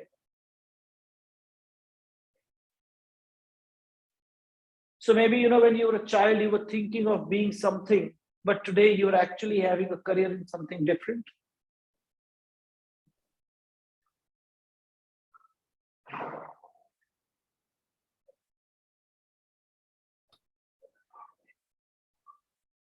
So when I was a kid, you know, I'll tell you my own experience. I always wanted to be an entrepreneur. I always wanted to have a big business conglomerate. But as I grew up, that is what I always was, that, you know, I will be an industrialist. I got married. My wife also happens to be an academician. And she was able to influence my thinking process. And I changed my career and I also got into the world of academia. That is the power that influence holds. What it can do is, it has the power to change your attitude and your behavior, right? So when something can change, like Theda said,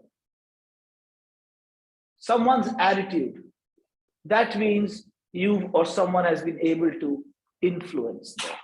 And that's what, you know, in the next 50 odd minutes, we will understand how you and I can do that. Now, how many of you consider yourself that, yes, we are very good when it comes to influencing?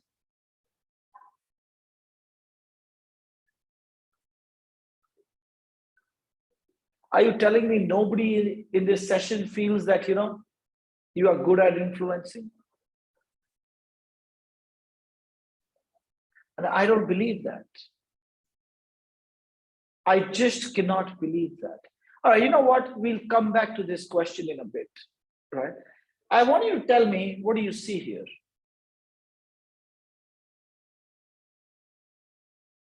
What is happening here? Can someone tell me?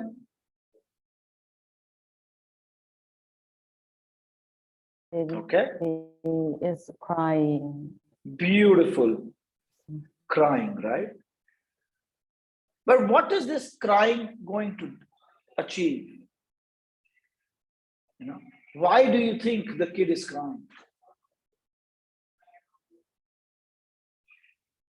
What is the end game the child has? Right? How will this crying help? What it will do is, it will yield results. Now, all of you who have children or who have younger nephews and nieces, or, you know, I'm sure you would have seen it while you were in the supermarket somewhere. There was a kid wailing on the floor, right? And crying, wailing, because they wanted something and their parents would not let them buy it. Right? What that does is, once that crying happens, eventually the parents get fed up of it and they say, you know what, just take it and stop crying, right? So what has happened here is this kid, right, has figured this out, right? That if I want to change the behavior of my parents, cry. And if a child can figure this out, why can't you? Right? That is what is a question you want to ask yourselves. Right? Now, I want to take this back to all of you. Something we all can relate to much more. Right? Now, I don't know how lucky you were, right? Again, like I said, we are all from different parts of the world, so we'll have a lot of different cultural backgrounds.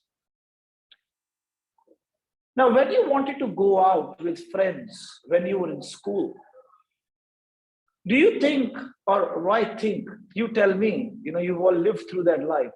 Did you have to take permission from your parents?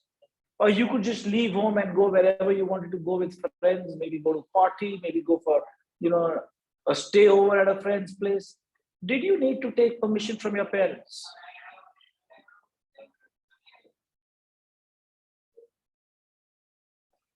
So, you know, every time you hear static and you see me not talking or you hear silence, basically I'm waiting for you to respond. Yes, definitely. I needed permission from my parents. You would need When permission younger. from them. So Thira, were you lucky enough, like me, that all you had to do was just tell them or ask them that I'm going and they say, okay, fine, go? Or you had to really, like, you know, work it through with them and, you know, you want to convince them that they should allow you to go?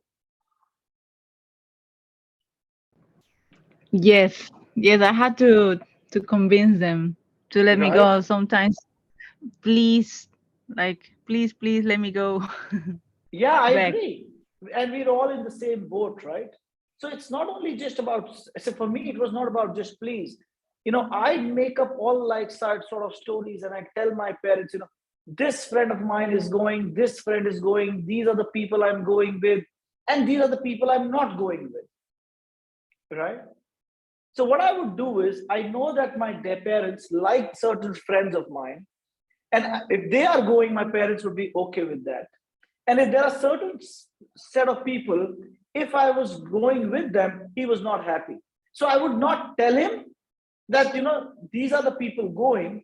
I'd only tell him that the people he wants to hear are going is what I'll tell them that they are going, right?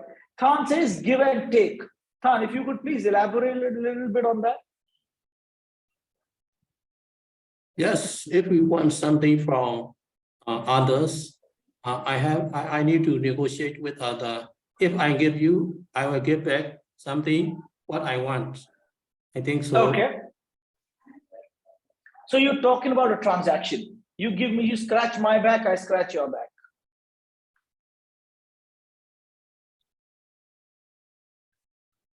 Than, is that what you're saying?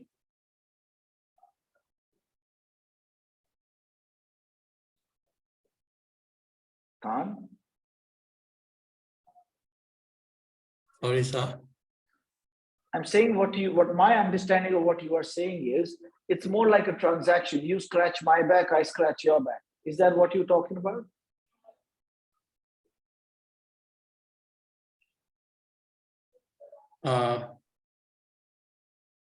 Whatever I need something from other. So I try a lot to get to get what I want. So sometimes I give something and please give agreement, a contract between the two contract. If you give me if you give me allowance to go outside, I will try bet my exam. Yes, something like this.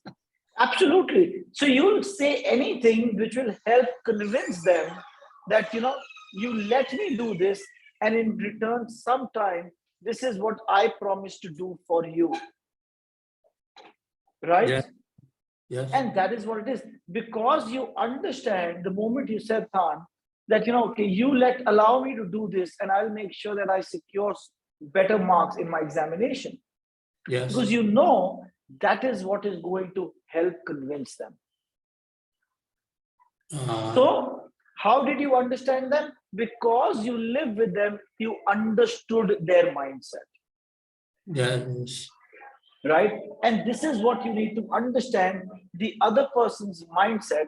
What is it that you tell them will be able to help them convince to agree with what you want them to agree? So to understand that a little better, let's look at various characteristics of influence. Right? Now you are in the center, right? And then we talk about trust, we talk about passion, we talk about courage, right? We talk about empowering, commitment, confidence, and likability.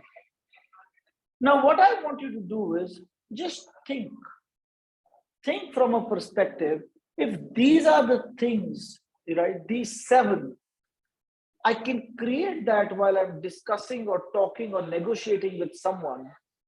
What is the probability of them agreeing with me? If I can get their confidence and I can get their trust, if I can raise some passion about what I am talking about in their minds, right? If I'm able to create a likability towards my product, towards myself. Now, this likability is purely professional.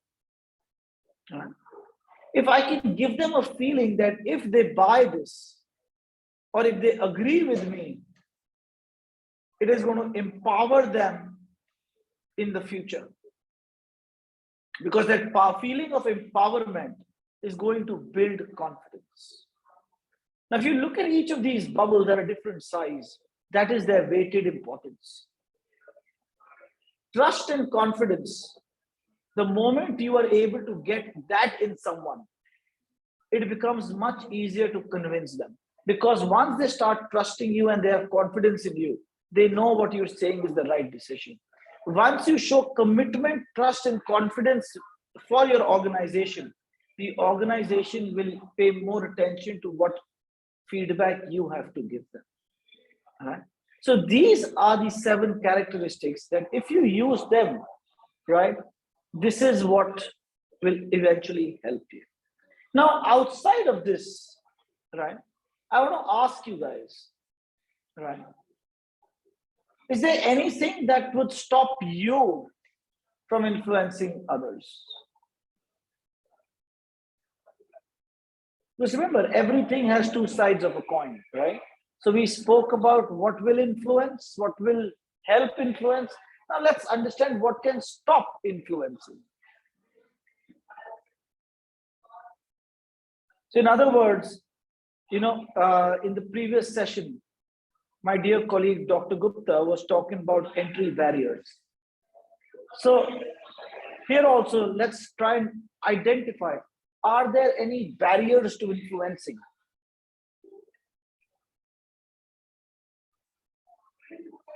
All right. Then let me show you what I feel are the 5 influencing barriers. Relationship, credibility, belief, conflicting interest, and language. Right? Language, the most simple barrier to understand. If I'm not able to communicate to you in a language that you would understand, right? How on planet Earth do you think I'll be able to convince you or influence you? Right? If we have conflicting interests, competition, right? If competition becomes the barrier, right, then my belief system. Now you want to understand that everyone has a belief system, right? And what that belief system does is that impacts the way we think. And that subconsciously in our mind that plays on our decision making. Then we talk about credibility, right? Remember I said that if my boss, my organization has trust in me, they'll agree with me faster. But what if it's the other way around? My credibility in front of my boss, if I'm trying to convince my boss, and my boss says, you know what, we know that you are not credible. Of course, he won't say it on my face, probably. I'm hoping that way, right? But what on the inside, if my boss feels that, okay, Dr. Jain is not the most credible person I know. Do you think it will be more difficult for me to convince my boss on anything if he does not feel I'm credible? It will be very difficult. And then one of the most important factors is your relationship. What is your relationship with the person you are dealing? Now remember, this relationship, we are again referring to only professional relationship, right? But is the relationship cordial, or that relationship is of animosity? You have to understand that. And these relationships, can temporarily also change. In the short term, you had somebody had a fight with you, right? It will make a difference, right? If you're trying to convince them. And that, what I say always, the best way to do that is check with your own family. If, let's say, you just had a fight with your spouse, with your sibling, with your parents, and suddenly you had a major argument with your parents, and you tell them, what, I want to buy an Xbox. I want a PS5, right? Do you think that's going to happen? Not till the time, the dust has settled, and then you ask, things are cordial, back, normalized. Right. Now, while we understand all this, there is one thing I'm going to reiterate from what I told you in the morning. Now, for all of you who were present in the morning session, I'm sure they would remember, or at least some bells would ring in their mind about the vacuum cleaner example that I gave you, right? One or two people just give me a quick nod or a thumbs up or a yes in the chat. Yes, that, yes, we know what you're talking about.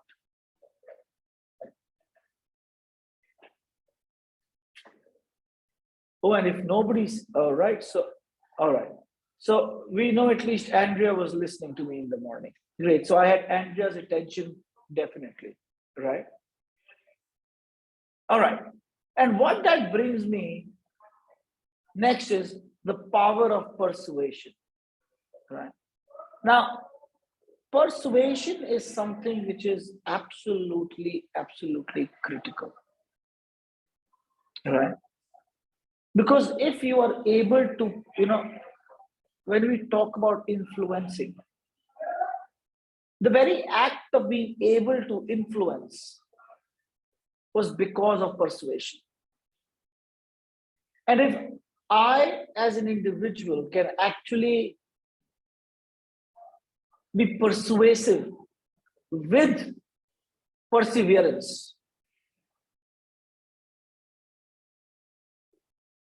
it is very difficult for people not to agree with me, right? Now, let's say, I'll give you a very interesting example that just came to my mind that most of you will be able to relate. If my persuasion says, unless all of you reply back, I don't continue. And I persevere with that, right? And I say, you know what, fine. You are quiet, so will I be. Remember I told you in the morning, you and I will take a nap together, right? So you don't respond, I don't speak, let's take a nap. And if I stick to that, there will be a time when you will be maybe forced, but you will be forced to respond. That is the power of perseverance and persuasion together, right? And this is what, when we talk about selling, these two traits together are one of the biggest weapons in the arsenal of a salesperson. And that is something which, you just have to understand. And while you remember that example of the vacuum cleaner, I want you to look at these 4 characteristics: building credibility, finding common ground, provide supporting information, and understanding human emotion. Now let's take that example of that vacuum cleaner, which I gave you in the morning, and try to set that in these 4 contexts. Do you think the seller and the couple were able to build credibility between each other?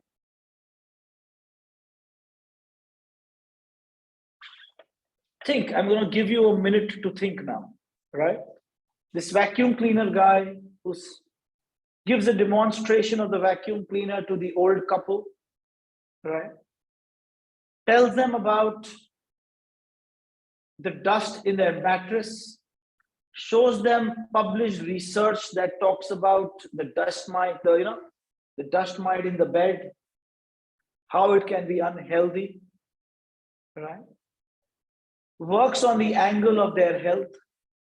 And then while sitting and discussing, observes the family photographs, talks about their family, asks them about their family. The old couple talks about their daughter, their son, what they do, their grandchildren, right? And then uses that aspect of emotion to make sure that he does not sell only one set of vacuum cleaner to the old couple, but one to the couple and 2 to be shipped to their daughter's and son's house respectively. So look at these 4 characteristics. Remember this particular example scenario that I gave you. Try and see if you can build all 4 across them. So I'm going to give you a minute. Think about it.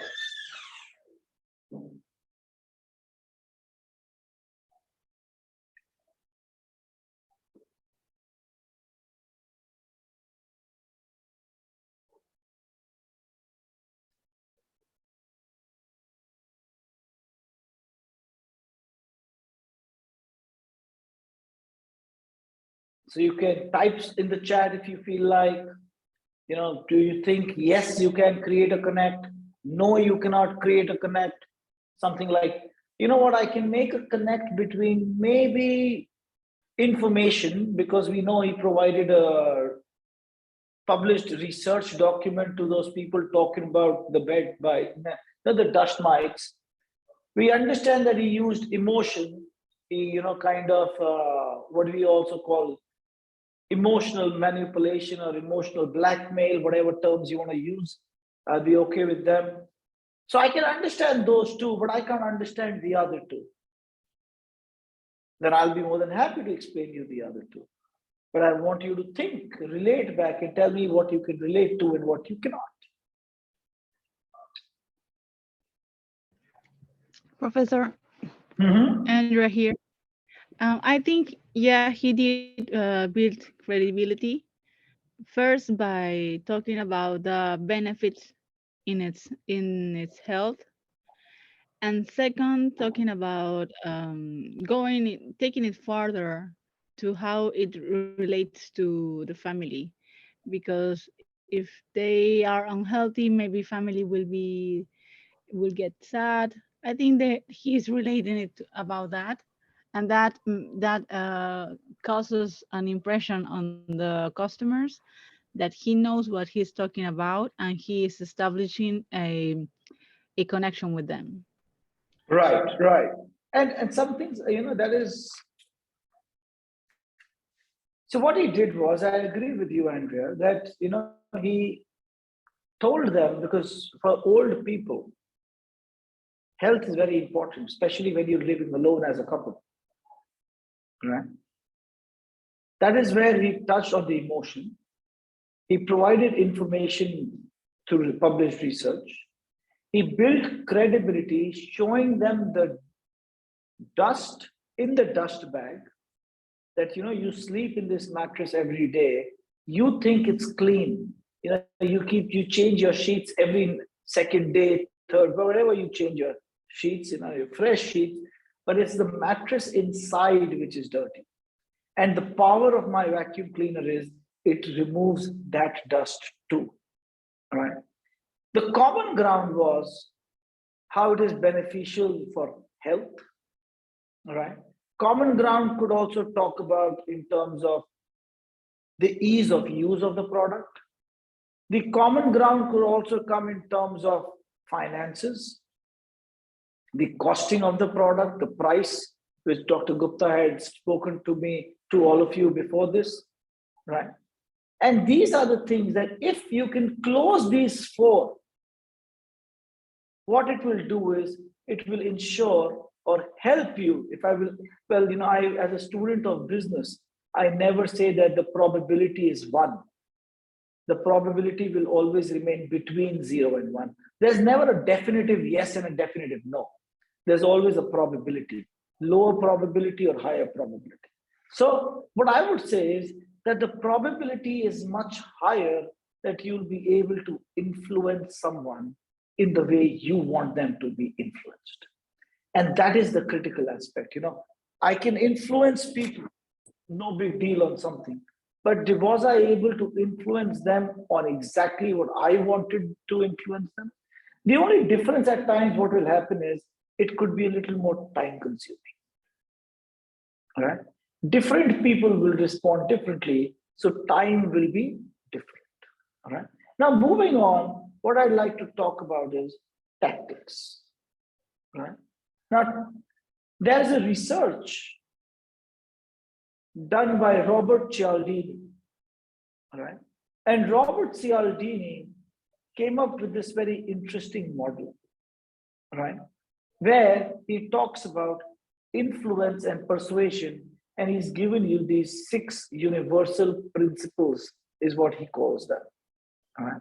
Where he talks about reciprocity, he talks about scarcity, authority, consistency, liking, and social proof.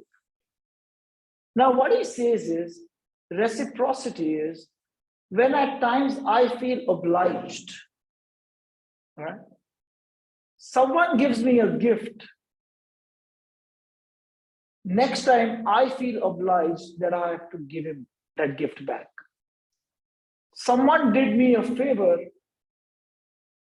I'm obliged to reciprocate them with another favor. Right? Scarcity. Create scarcity of your product. People will want it more. Something which is beautifully followed by luxury industry. Right? This is what the Louis Vuittons and the Pradas and the Diors make millions on. The very ideology of scarcity. That not everybody has it. You might even have the money. One of the best examples that I ever give you here is Rolls-Royce. You could have all the money, but still Rolls-Royce might deny selling you a car. Why? Well, they will check your past. Right? They'll see that you may not be somebody just about money, but are you somebody who's worthy to get their car? The moment I tell you that I will find out whether you are worthy to get this, you'll be like, you know what? Oh, I'm going to work hard to get this. Right? The other day I was reading the acceptance rate at Harvard University or at Stanford University, both in the United States, is less than 5%. because it is so scarce to be able to get a seat to study in there, aspirants are crazy about it, right? And that scarcity is the persuasion for applicants and aspirants to work hard to get a seat in there. Then we talk about authority, right? Once I've created credibility, and I know that I'm an expert in that area, I can exert force and tell you, this is how it is done,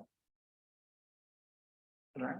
And that exertion, that aggressive or that aggression or aggressive approach is what is going to make you believe and agree with what I have to say.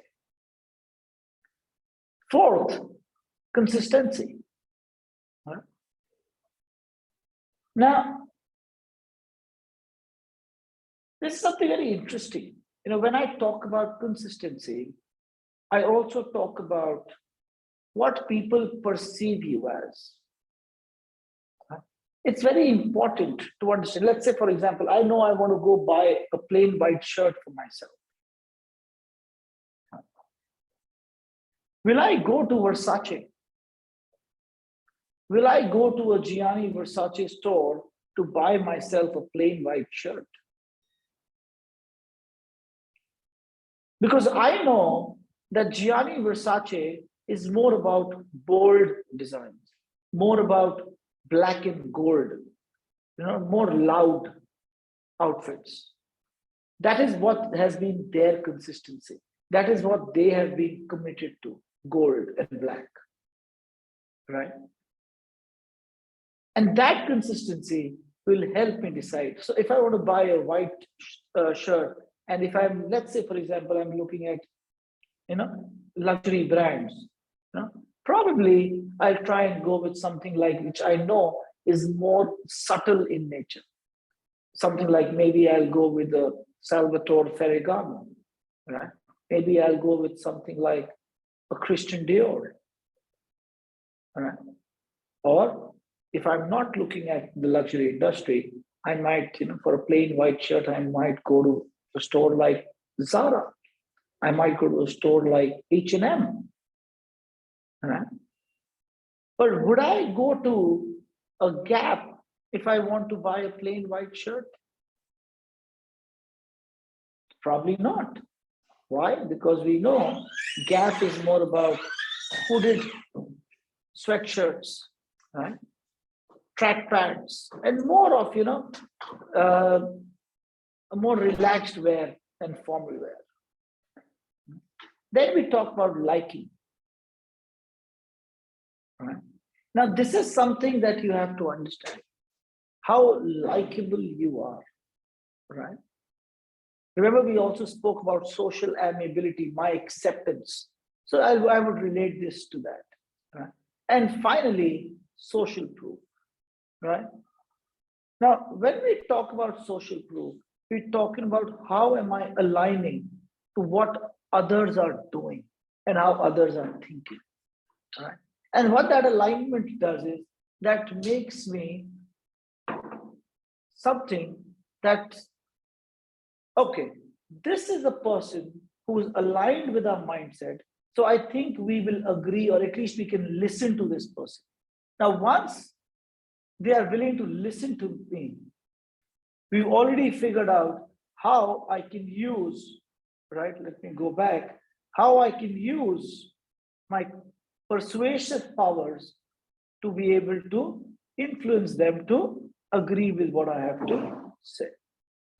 Now, one very important thing that works here, right, is, okay, rational and logic. Now, let's say after the full day at work, you reach home and your spouse says, I want you to go to the grocery store and here's a list, get that whatever is written on the list. And you've just entered home from work and you're tired. Now, how many of you would readily go, oh, happy, wow, I want to go shopping? Or how many of you be like, oh, come on, please. You should have sent this list to me. Maybe on my way back to home, I would have stopped and, brought it. Or how many of you, you know what, skip it, we'll do it another day. So there could be various different answers that I get from all of you. But what if your spouse says, I just got a call, we have some friends coming over, I need to prepare something to eat for them, and I need this, and this on the grocery store. How much ever tired you are, do you think this logic will help influence you to now readily and happily go and get that whatever list says from the grocery store? At least for me, it does. Right?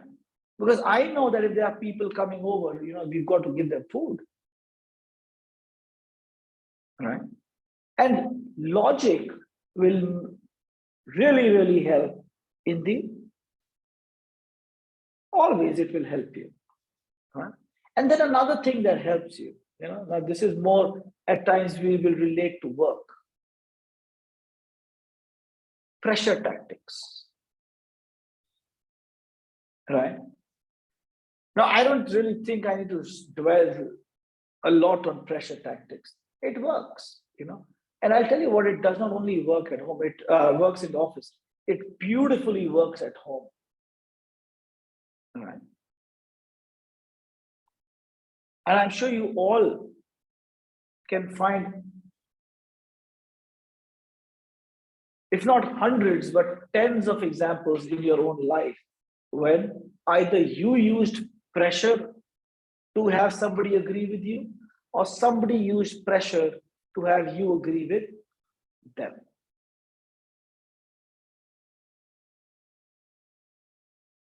Would anybody like to share their story?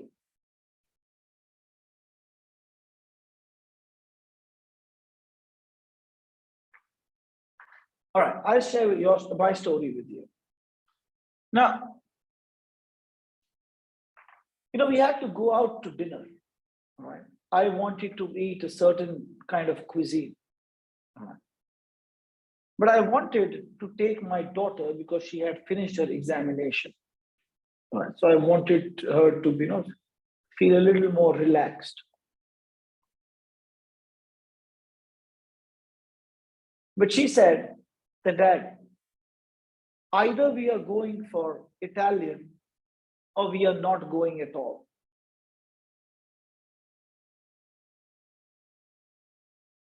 That is pressure tactic. She knows that I want to take her out for dinner. But she says, and I said, I'd like to go eat Mexican food. She's like, no, it's either Italian or we are not going at all. You can go all by yourself if you want to go. All right. And that's basically me trying to tell you that pressure tactics work at home also. All right.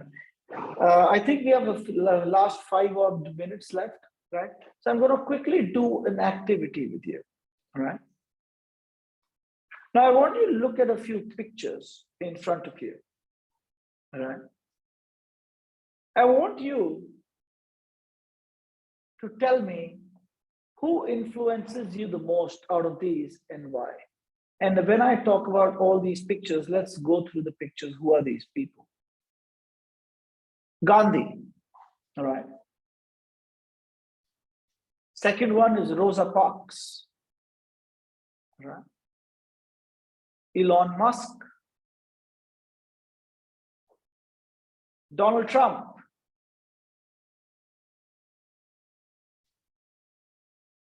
Martin Luther.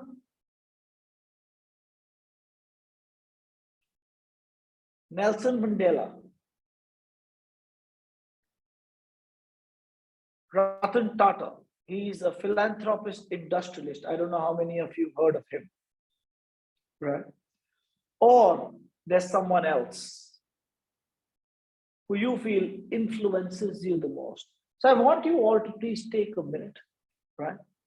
And before we close for the day, for this particular session, and then take a break, and then I would request Dr. Gupta to take over the last session for the day, right? I want some of you to quickly do a little introspection. That who are of these people, or who anybody influences you? And importantly, why do you feel they influence you? I want you to pen down certain traits of what about them influences you, right? And once that is something you're able to identify, right? Trust me, it will help you a long way to go in terms of, okay, this is why this person influences me. Okay, these are the traits that I need to somehow incorporate within me. So take a minute or two, we still have time, right? And I want you to tell me, at least some of you to tell me,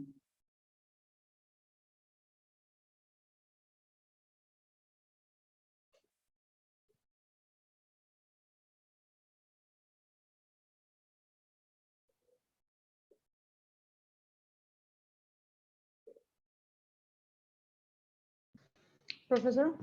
yes, Andrea. I think for me, it would be from the pictures here, Elon Musk, because he is speaking his mind, not afraid of what people will say. In this world now that is being kind of like limited in the way one thinks, even though it is trying to make everybody think whatever they think, but actually they are trying, they have boundaries for some people, like him maybe. And the thing I like most about him is that he's envisioning something that right now seems impossible, but he's making it possible. Like, we didn't even think about electric cars. Now they are here, and now they are even like a normal thing in some places. And even the crazy thing, like we think it's crazy now, about going to Mars. But if we think about it, it is very possible, and it's not like just something funny, something someone said. And I think he speaks his mind, he envisions something, and he goes for it. That's what I like about him. Okay, all right. So if I was to break down what you said, you're more of something that, you admire.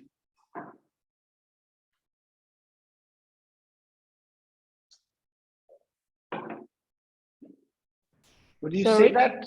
I'm saying, if I was to break down what you said, so what I've understood is, you admire him a lot. Yes. But what I want you to tell me is how he has influenced your thinking. He has influenced my thinking in the way that I should go ahead on what I believe it is. I shouldn't be afraid of what people may think about my crazy ideas, and that I should just trust in myself. That's how he influences me. Right. But there's an important thing, Andrea, here where I would like to highlight. So when we say that he's not afraid, he's not worried of what people say, the reason for that is his conviction and his confidence that the ideas that he has, they have the backing of scientific theories. Yeah. Right? And that is what helps his conviction. And because he's displayed that, right? He's able to persuade people to fall in line with him, right? So if you look Yes. at those, if you go back, and you look at the 7 constructs that I gave you for characteristics of influence, you'll be able to now pinpoint specifically out of those 7 characteristics of Elon Musk in relation to your own self. And that will tell you what makes you agree, or that what makes him a person like that you are able to get influenced by Elon Musk. And what I want all of you to do is, maybe not right now, but think, who is this blank face on the screen? Right? And always remember, what are their characteristics? Use them to build your own style to influence others. Okay? With this, we will call it a day, right? In fact, it will call it a day from my end, right? And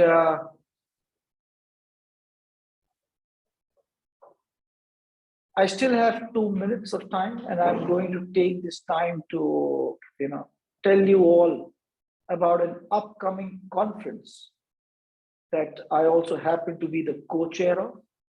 Right? It is the Global Leadership Research Conference, which we will be doing in the month of March, 13th to 15th March 2023. Right? And all of you who'd like to attend sessions, they can look at the schedule at the website, or you can drop me an email at glrc@amity.edu. glrc@amity.edu. And I will respond back with the various links, the website, and the details of the conference. Dr. Vinata will be also sharing your contact details with them. Fair enough. I'll be sharing your mail ID if the one you said, if it's okay with you. All right, fair enough. Yeah, that would be great. All right. So you can, as per your interest, you can join in the conference. We are doing it in a hybrid mode, so you can connect virtually also. All right. And with that, I will sign off and I will take your leave. Thank you very much. And it was a pleasure interacting with all of you. And I hope that through this weeks of sessions, they not only enlighten you in terms of content, but they also change a perspective on how management works and how various other functional areas, whether it is HR, whether it is marketing, whether it is operations, whether it is strategy, how you take all of these functional areas, put them in a cohesive environment for a better take in your organizations. All right. So again, take care and have a good day. And Divya, are we breaking for 5 minutes, or are we starting with Dr. Gupta's session? Divya?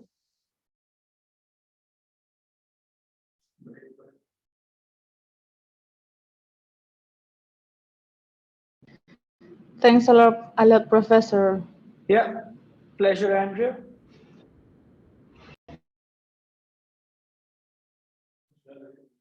All right, so I think we'll take a 5 minutes break. Let's just probably grab a cup of coffee and come back to the screen. And then we'll have Dr. Gupta waiting for all of you. And he will be talking more about pricing, and he will be taking you through that.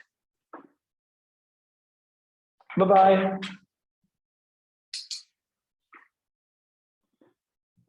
So welcome back. We were talking about the importance of pricing and the revenue generation. If the prices are right, organizations are able to maximize their profitability. And nowadays, we can see there are a lot of things are being available on internet websites like the Amazon and all those types of companies, those who are selling their products online. So for them, changing price becomes quite easy. So these are the few points which I have tried to bring in here, that dynamic pricing on these websites, these allow sellers like the companies, those who are trying to sell their product, they charge lower prices and reap higher margins. Why? Because they are able to understand the demand, they are able to manage their cost easily, and they are very well able to monitor consumer behavior. How they are able to manage their consumer behaviors? In the case of online, can somebody add few points in this?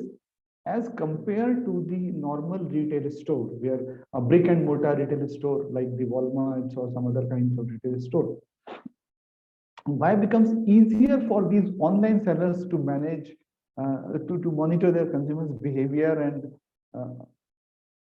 look for the offers which they are offering? Anyone?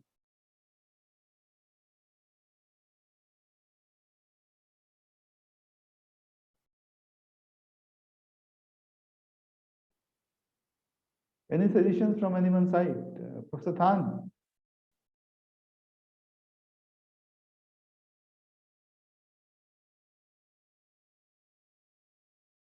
Hello, sir. Yeah, Mr. Khan. How Yes. website owners are easily able to monitor the consumer behavior? Yes, because they get information from the customer on the ways of advanced technology. They can very good. in the same time they can get information from different customer in different places. That is the Very good, very good, very good. yes. And a lot of artificial intelligence and the kind of what do you call it, search engine optimization. So by using all those types of technology and practices, they are very well able to manage or monitor their consumers' behavior, and accordingly they are able. Am I audible now? Mr. Than, am I audible? Yes, sir. There was some issue with your voice earlier, but now you are. Okay, so in the case of online, it becomes quite easier for the online sellers to change their prices and change prices to the fly to adjust for changes in demand or cost. So as soon as when we are in a retail store, it becomes difficult for us to manage the changes in the consumer's demand and all those things. But when we are dealing with them online, then all the things are in our control. We can very well see how many customers are visiting our site and how many customers are those visitors are converting into the sale, and accordingly the retailers online are able to change their prices. Next is the negotiate prices in online auctions and exchanges. So it becomes easier for the organizations, those who involve in these types of sales and auctions. They are very well able to manage their profitability because they can very well deal with these customers online. Okay.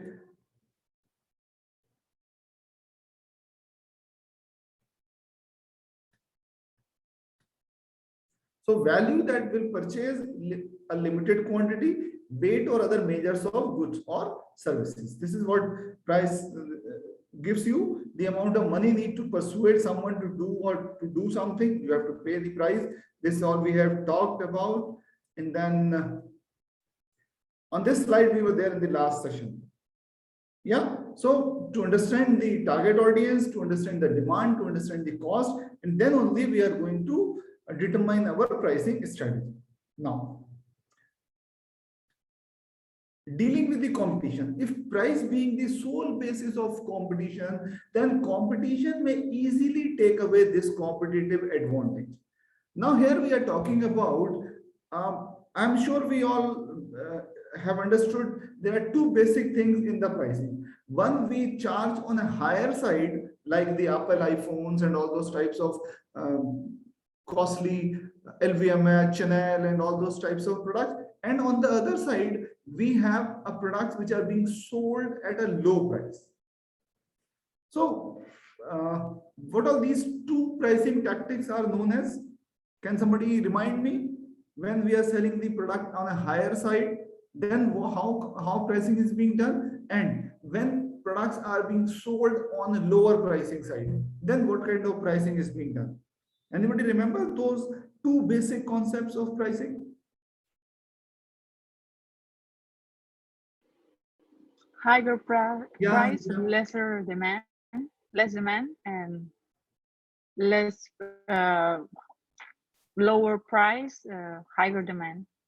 Okay, I'll give you two words. One is the price skimming and another is the price penetration. Have you guys heard about these two terms earlier? Skimming and penetration.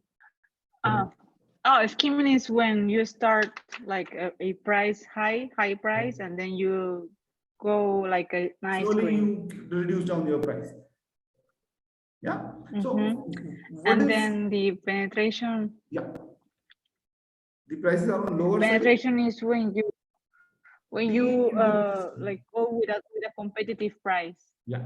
The prices are being kept low and we want to increase our market share. So there are two different types of pricing strategies. One is the skimming and another is the penetration.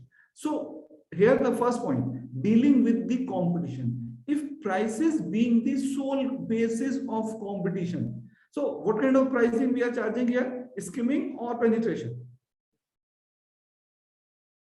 Prices being the sole basis of competition. So are we on a penetration pricing or on a skimming pricing?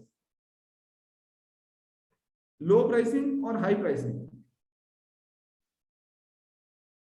That will be penetration.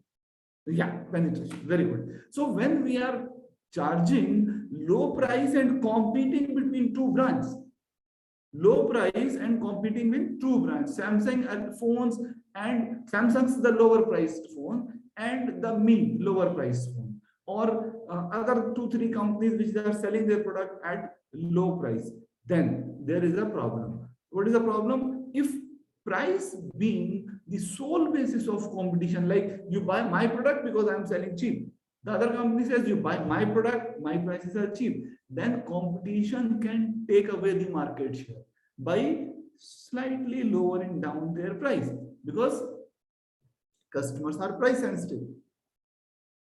So what should we do in that case? If the price is the sole basis of competition, the market share may go to the competitors. Then how should we survive? Like you all must have heard about the low price airlines like Ryanair, Southwest Airlines in Europe, Ryanair in US, or in your respective countries. You must be seeing there are various airlines which are selling their product at a very, very low price. Then when the price is basis of competition, how should organization should survive?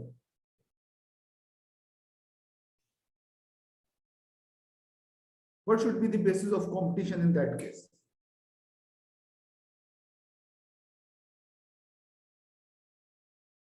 Any idea? Anyone? Okay. So we are aware about our marketing mix. See, when we are in marketing, we can focus more on our marketing mix. So pricing is the sole basis of competition and the competitors are lowering down the price and competitive. Then in that condition, what will we do? We focus on non-pricing cues. Now, what is this non-pricing cues? These non-pricing cues will be different for different organizations. For example, I started with the airline example. So there are two airlines, Southwest, Ryanair. Say for example, both are running in the same country. Both are saying our airfares are very less. Then how should they compete? They must focus on non-pricing cues, like we give you connectivity between cities where other airlines don't go. We always fly on time. Our flights don't get delayed. We give you priority checking. We give you the last minute connectivity from one airport to the another airport. So instead of competing solely on the basis of price, the organization or the companies must focus on non-pricing cues. This was the example of an airline. Now take some example of a product. If two products fighting on the basis of price, then what should we do? We must focus on certain other values which our products are providing to the customers. Like in the previous class, we were talking about you are selling a mobile phone of $100 and you are selling, so you are consulting a doctor which is charging $100 and you are consulting a doctor on a $20. So here money is a secondary criteria. What doctors is emphasizing more is the accuracy of the treatment.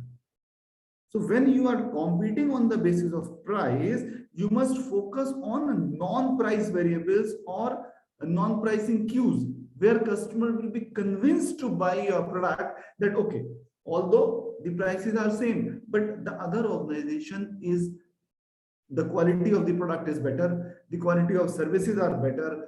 If it is a hospital, their failure rates are very less. Their doctors treat the patients very well. They talk to them very well. If it is an airline, then they always run on scheduled times. They don't cancel their flights. So there are, for different types of organization, there will be different pricing cues.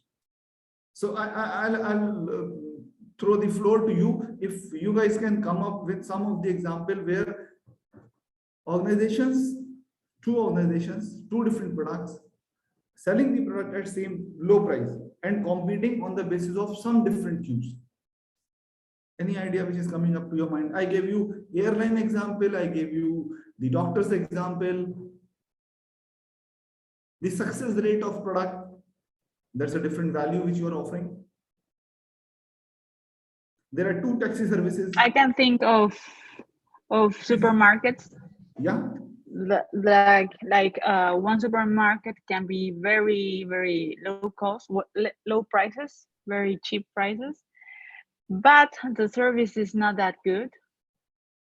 Instead, in the other hand, there is a supermarket that has higher prices, but it compensates with the service and the location, the accommodations. Freshness of the vegetable. It's more comfortable.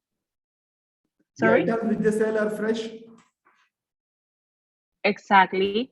More fresh vegetables, more variety of products. To choose from? More variety to choose from? Yes, exactly. Yeah. Mm-hmm. And income, that's the added value for that higher price. So you rather buy cheap or rather buy like quality and other services which the retailers are offering. Perfect. Now, the next point says the price and marketing effectiveness. Relatively high price indicates marketing plan is sound and well defined and well conceived. What does it mean? What is marketing plan we have? We have 4 P's in the case of product, or if we are talking about services, then expanded marketing mix, 7 P's: product, place, price, promotion, people, process, and physical evidence. So when we are charging high price, when we are charging prices on the basis of skimming, price skimming, high price, then all our marketing plans should be effective. Product quality has to be very good. Place, a good quality means product should be available at a good place, not in every second, third tier market if the prices are high. And the promotion should endorse a very high acceptable celebrity. The people, those who are offering that service, should be neat, clean, and well, trained, and all those things. So whenever we are charging high price, our marketing plan should support. And out of the marketing plan, which 1P which supports most pricing, we discussed in the last class, that is Without that, high price will never give you a desired result. In the last class only we talked that. Promotion. It should support the pricing. Whenever we are trying to sell product at high price, means price skimming, all promotion, not only promotion, all full marketing mix actually, but the responsibility on promotion is very, very high. Yeah, are we together in this? We cannot afford to have a low quality promotion and trying to convince the consumers to buy a good quality product or a high price product. Be it a Chanel bag, be it a LVMH product, be it a Omega, be it a Rolex, whatever it is. In fact, as a matter of fact, I'll suggest you one thing. Open a site of a company who sell Rolex watches. Sometimes whenever you find, and you will be surprised, they are not printing the price on those sites. LVMH site, you open and look for a Rolex watch, you will find that they are not even printing the price of a Rolex watch. Why? They don't want the customers to just look at the price and go away. Oh my God, $100,000 for a watch. No, we will not get into this. First, they want to show you the picture. Then they want you to connect with them. Then they will tell you 1,000 things about a Rolex watch. Then only in the last, they will convince you to buy a Rolex watch on that a high price. Are we together on this? Yes, Professor. Yeah. So in many things, you will find those products which are being sold at a very high price. The prices are not being revealed in the first instance. Be it a costly house, be it a costly dress, be it a costly watch. They will not tell you what is the price. I have seen various newspapers which sell a house worth, a very high price. So they will not tell you what is the price. You get into them, you talk to them, they will give you 100 things. They will tell you these all facilities we are giving you in this society, all those types of good things. And then in the last, you will come to know about the price of those houses. Yeah, any question, anybody is having up till now, whatever we have talked? Yeah, Mr. Almira?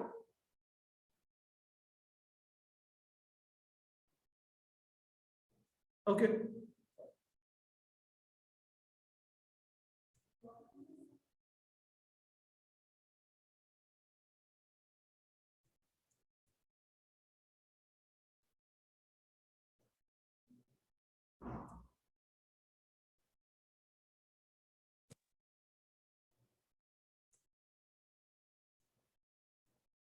Hello, teacher. Yes. Hi, Nuya. Yeah, Almira. Yes, teacher. Any question you have? No, teacher. Okay. Thank you. Yeah. Okay. Then the role of price in economy. The price determines who will get them and the quantity of goods and services that will be produced and marketed. What does it mean? We have just talked about either we are going to price on skimming side higher, or we are going to charge penetration, means lower. So what is the role of this in the economy? It means we are already deciding that who will buy what. Who will buy what means if the prices are on the higher side. It means we have already decided that no, this segment of customers should not buy. Or we are not going to produce huge quantity so that everyone is buying. If we are charging on a penetration side, low price, then we ourselves want that everyone should use it. Like FMCG product, fast moving consumable items, soap, chips, cold drinks, Coca-Cola, all those types of items, they are not very highly priced. So we want them that these items should be purchased by maximum number of people. So the role of pricing in the economy is that it is the price which decides who will buy what. If the prices are high, they themselves will tell you that no, you are not going to buy this. Prices are very high. Like the 5-star hotels, the costly products, LVMH, Chanel, all the high brand, high priced items, those who are selling their product on skimming price. Are we together on this? Okay. Then demand curve. Demand is the quantity of a product consumers are willing and able to buy at a given price. Usually, the quantity demanded changes as the price changes. So we all are aware that whenever we negotiate with somebody, we say that, okay, if you buy 2, how much discount you will give? If you buy 3, how much discounts you will give? So it is the demand which decides that if the demand is high,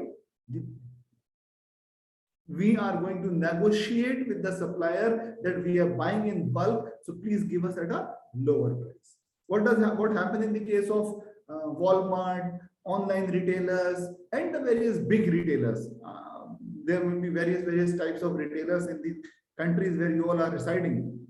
So why they are able to sell the items at low price in a big retail store like Walmart? Like in India, we have one retail store called Big Bazaar.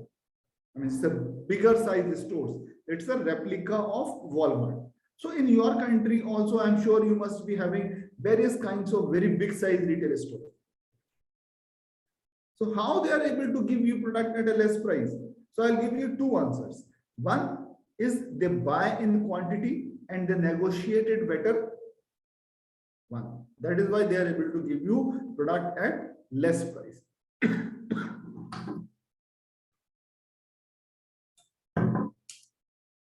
There is a second answer to this also. Can anybody guess what is the second answer to this also?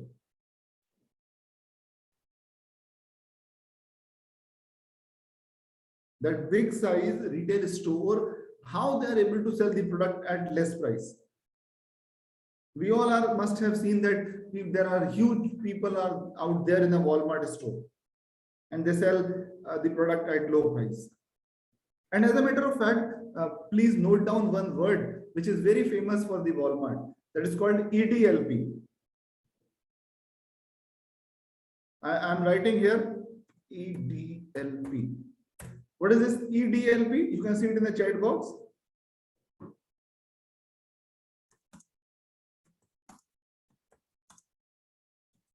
I have just written the full form. I will post it if somebody will say. Anyone? Andrea, have you heard about this word, EDLP? No, Professor. Okay, now see what is this?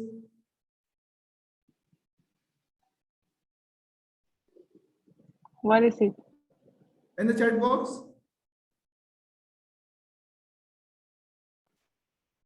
Everyday low price. Right. So this is the strategy adopted by Walmart. It's a very famous word. EDLP. Wherever you will read about a big retail store, you will always come across this word, everyday low price. So for Walmart, it is a strategy. Strategy is always a very long-term perspective. A strategy you don't make to win in next week, next day, next month. Strategy is always a very, very long-term. That is why we are talking about this course as a pricing strategy. Strategy means very long-term strategy. And for Walmart, this is everyday low price. So one of the answer is they buy them items from the suppliers in bulk. So they negotiate. The demand is the quantity of product consumers are able to buy. So here in this case, who is the consumer? Walmart. They are buying it from B2B organization. So they are buying in bulk. Question remains the same. What is the second answer to this?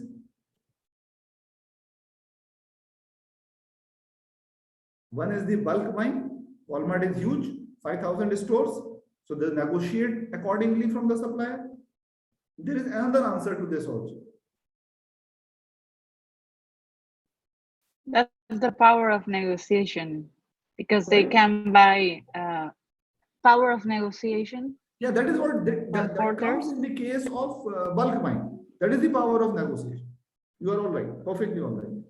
There is one more reason also because of which they are able to reduce down their price or adopt this EDLP as a strategy.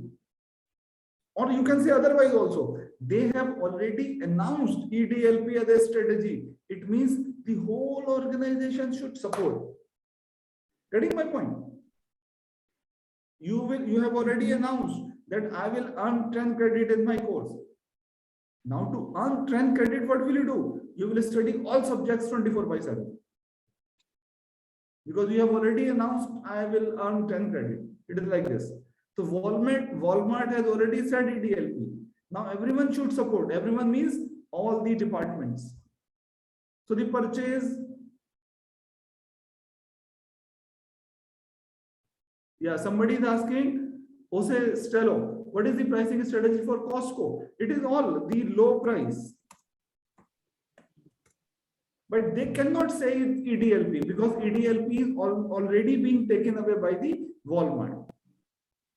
Like in India, I was telling you a very big store. Their strategy is also EDLP, but they cannot say it EDLP. In India, in the local language, they use a different term. There's no point I'm giving you that term. In English, they used to say, we are the cheapest and we are the best. Okay, Mr. Jose? We are the cheapest and we are the best. So otherwise it is the same. Everyday low price in the store. Same is true for Costco. Their strategy is also low price, but they cannot say EDL.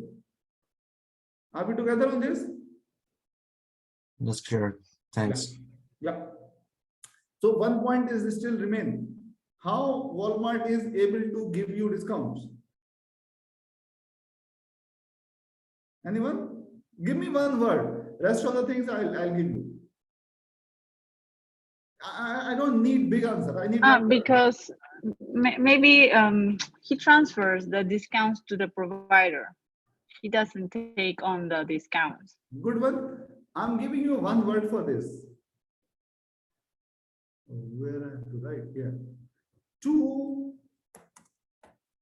keep the cost low. Please read it. To keep the cost low. Yeah. So in the case of Walmart, the cost of operation is so low that they are able to give you the product at low price. But the detail of this we will talk when I will take the classes for supply chain. If you remember, Professor Bagla told you that I teach supply chain also. So I have got one course here in pricing strategies. I work in marketing department. I also teach supply chain. So when we will talk about the supply chain, then we'll start from here. Will that be okay? Mr. Jose, Andrea, Almira? Yes, Professor. How to keep the cost low, that we will talk in that lecture, right?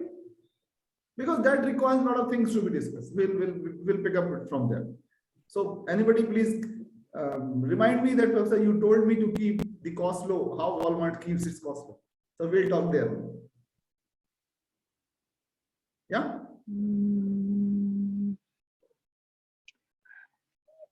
Any question? Anybody?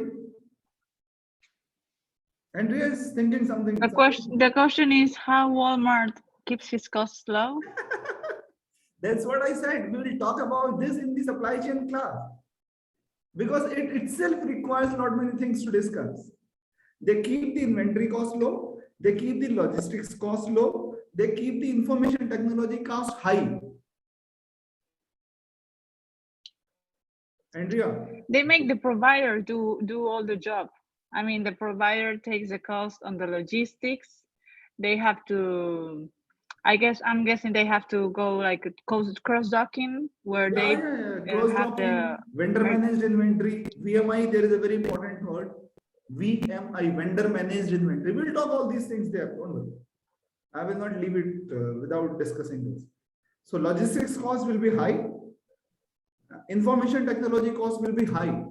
So I'm not saying they're keeping always cost low, but they're using a combination of high and low, high and low, high and low. Okay. Information technology cost will be high. Logistics cost will be high. Inventory cost will be low. So we'll discuss a combination of that. Don't worry. We'll talk about that. Okay. Next is demand. We can see there is a very small, few numbers are here. If the price is 10, maybe dollar, rupee or whatever it is, then demand is 4. If the price gets doubled, demand becomes half. And if the price further increases, the demand becomes very less. You can see it here in this chart.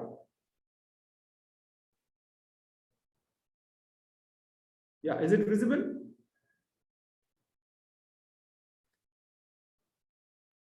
Yes, Professor. Yeah, so this is a typical demand supply curve.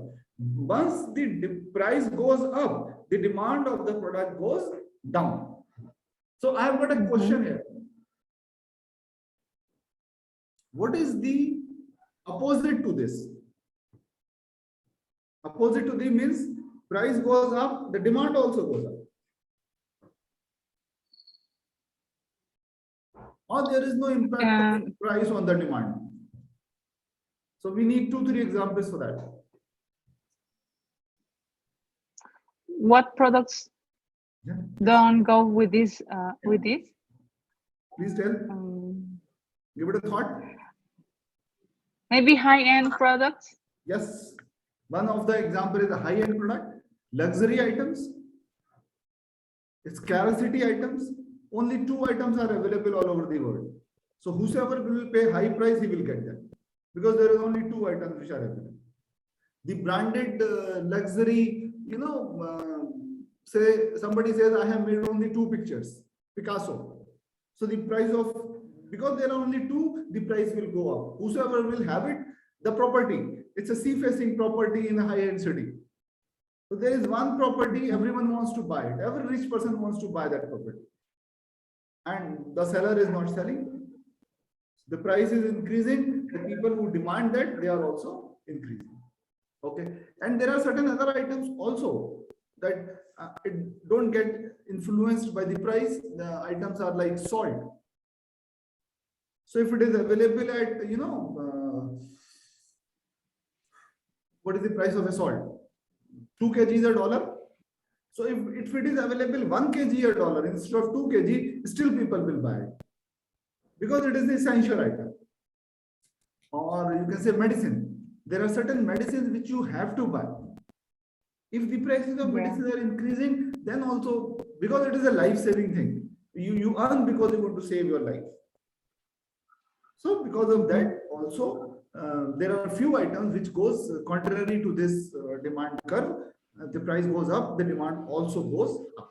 Luxury, medicine, salt, and some of these types of the items which are available in scarcity. Yeah, are we together? Yes. Okay.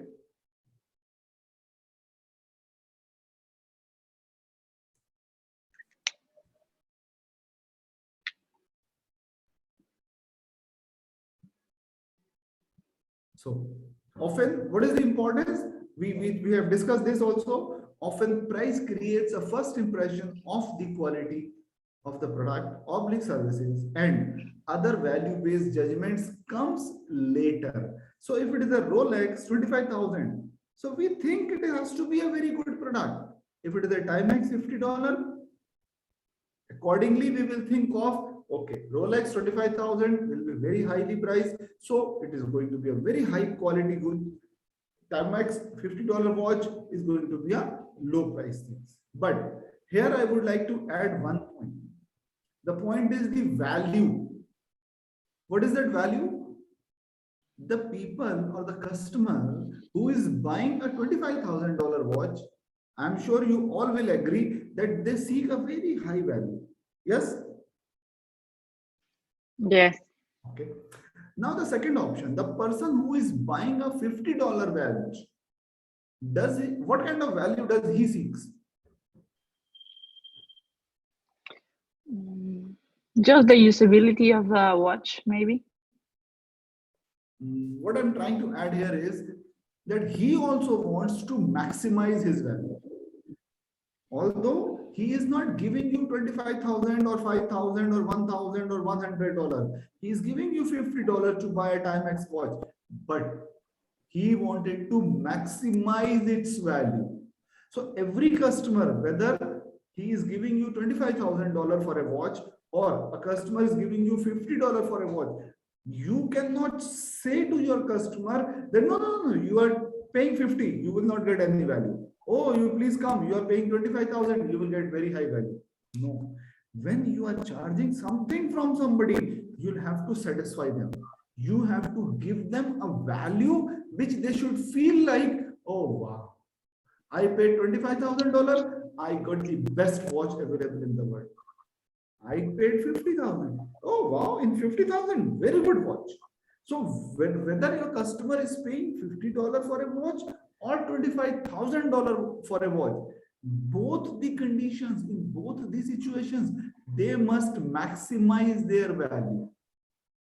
There is nowhere written that if the person is paying less, he don't deserve that kind of value.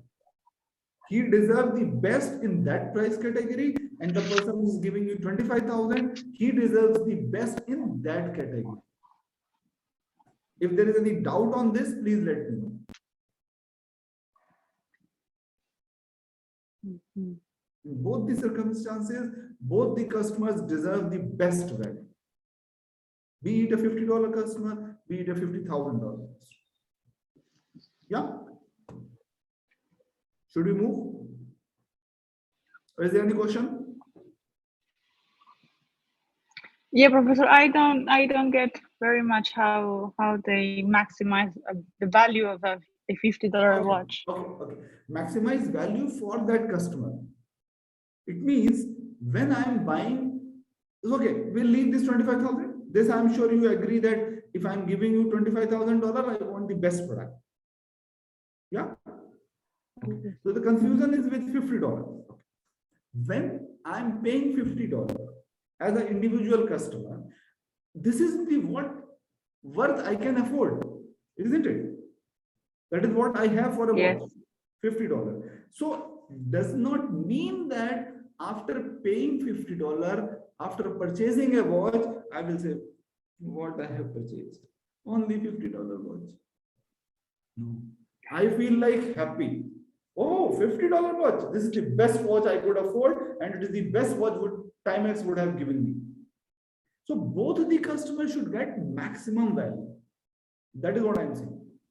You are not going to put in gold in this. You are not going to put in diamonds in this. You are not going to handcraft this $50 watch.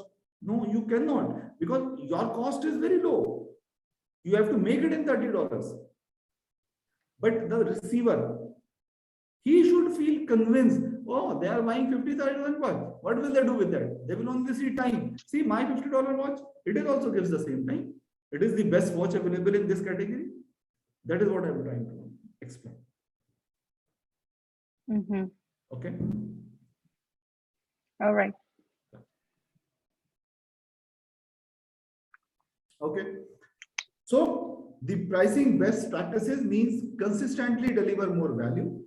Price strategically, not opportunistically. Can somebody decode me this line, second line?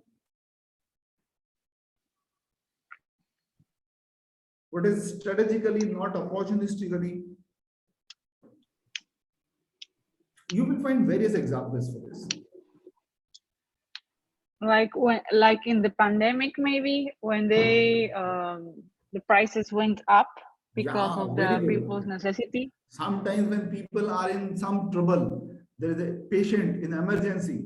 Like I'm sure, so what we faced in India, you have faced in Peru also. So people were charging very high price for medicine. People were charging high for hospitalization. People were charging very high for, ambulances. 5 times the price, 10 times the price. So that was opportunistically. You should not do this. People were charging exorbitantly high for oxygen cylinders at that point of time. So customer will be angry. They will not come back to you if you will charge them opportunistically. What will customers say? Oh, when we were in trouble, they have cheated upon us. We will not come back to them. And what is price strategically? EDLP, Walmart, everyday low price. Whenever you come to us on Sunday, you come to us on Monday. On both the days, prices are same. Yeah. Ms. Armina, any question on this?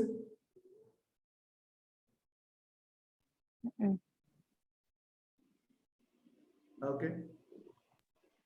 Okay. The next point says know your competition. What is this?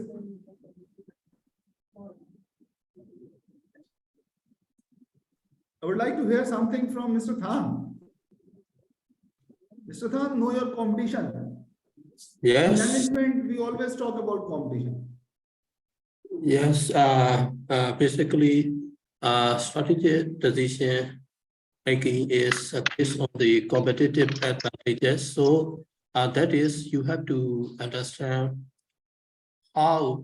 who is your competitor, how they do, what is their their strategy. You have to know about your competitor. Very good. Very good. Very happy. So whenever we are charging something for some product category or from some services, we must know what all other products which are available and how our competitors are providing. So in both the ways, neither we want to charge a very high price, nor we want to charge a low price. Accordingly, we will be able to give competition to our competitors. Okay, I would like to add one more point here. Because I know we won't be able to continue very long, like it's not a full course on pricing, which I take in my class. One point I want to add in here, when you are talking about competition, you all must have a word called pricing war. What is that? Pricing war. Pricing wall? Yeah. Not heard of? No. Anyone No. else? Miss Almira? No? Okay. Pricing war is when two companies are coming neck to neck, Coca-Cola and Pepsi. So if Coca-Cola is available $2 per bottle, so Pepsi says, okay, I'll sell it in $1.90. Then the other person says, okay, $1.90, I will sell it in $1.80. Oh, you are selling it $1.80, we'll sell it in $1.70. This is the pricing war. Two companies come neck to neck. So when we teach this course, we always recommend is do not get into the pricing war. It is always harmful for both the organizations because you are reducing the price and everyone is losing. Who is gaining? It is the customer. So we are here to make profit, not for wars. Now, why I bring in here? There are two competitions.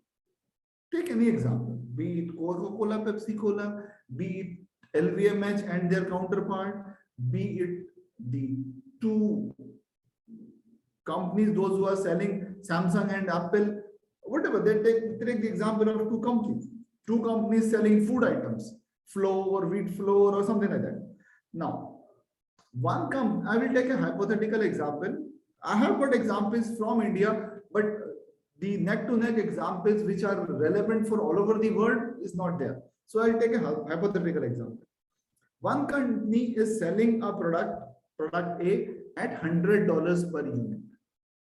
Immediately, their competitors come up and trying to sell the product at, say, 20% lesser, $80 per unit. Then how should the company who was selling the product at $100 behave? This is the question. What should they do?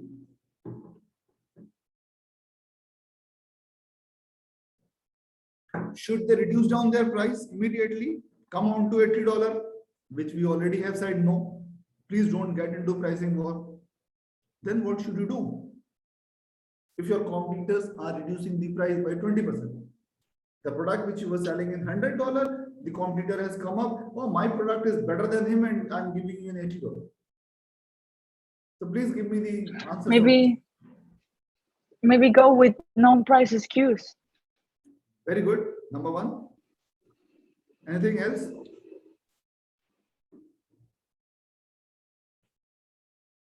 Anything else? Added value. Add value. Okay, that's a good answer. And what about that competitor? What will you do with that? How will you come to know why he is doing so? It's only order to give competition to you, or is there any reason behind this? That is why I have bringing this point here. Know your competition. So here you have to note down few points, that when your competitor is coming up with a very less price, you must know who they are and why they are doing it.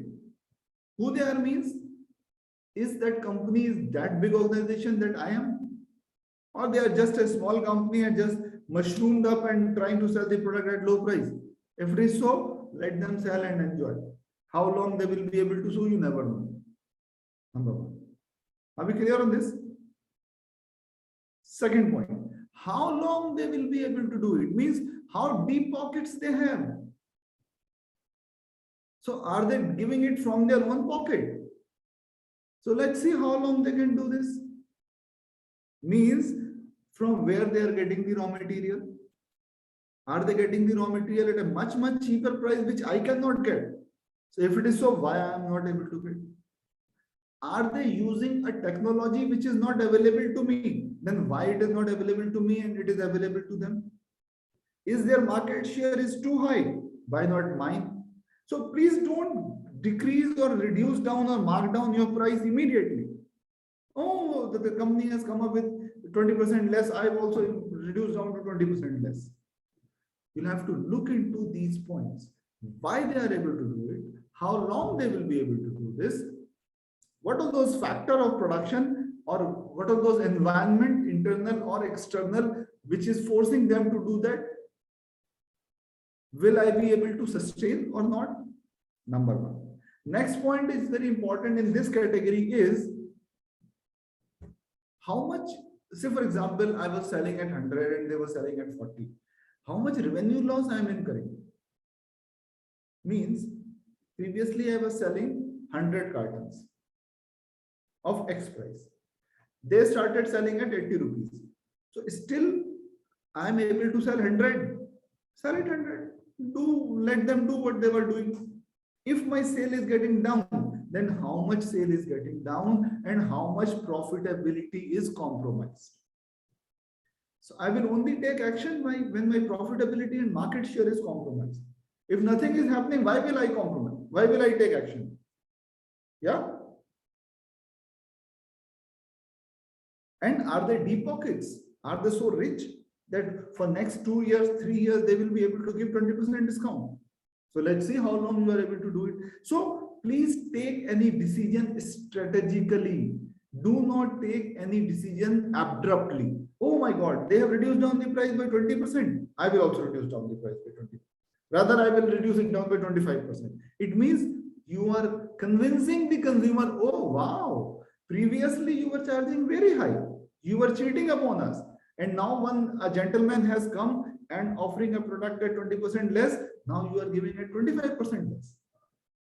So you are breaking the image of your organization. That is what is know your competition. At the time of launch your product, during the process, and when a competition comes up in the market to provide a product at a lesser price, then also you'll have to look into who, why, where, when. Let's see how long they are able to do it. And making pricing a process means it should not be like once I said I will sell at X price, it will remain X. You look at, Professor. Yeah. Professor Rahul, but sometimes it's difficult to get this information because this is sensitive information from the competitor. You are right, so how do you suggest? See, there are certain items which you know from where the raw material is available. It is not like that you don't know where the raw material will come from. So if you are in thermal power, you know from where the coal comes. If you are a cloth manufacturer, you know from where the yarn comes. If you are a cement manufacturer, you know from where the raw material comes. If you are a phone manufacturer, you know from where these chips and all those types of items comes. So those who are there in industry, they know how the organizations work, what kind of technology they are using. So can't you know and see what kind of technology they are using? I'll give you one example of Toyota. I take this in my supply chain class. So when Toyota offered a low priced vehicle as compared to Honda, Toyota never stopped anybody to come to their plant and see. They said, okay, come and see how we are doing it. So everyone visited their plant. They saw how Toyota is doing it. Some could replicate it, some could not. Yeah. Or if it is something like Coca-Cola salt, anybody is not aware what is it in the thing. The owner comes with a briefcase, put it a liquid, makes a salt and goes away. Either it is like this, or if it is the technology of Gillette. Gillette, what does they make? Shaving blade. Yeah, heard about that? Shaving blades. So Gillette's the technology is very complex. Everyone cannot make it. So Gillette is charging high price. So it is high price, not low price. Apple phones. It is not Android. They have got their own Apple system. Nobody can copy it. So they are enjoying that price. So they know that their competitors, Android is prone to virus. My product is not. So this is on the higher side. What about the lower side? How competitors are giving competition. How long they will be able to do this. I hope I have made myself clear on this. If there are some questions, I will be happy to take. Okay, so nice of you.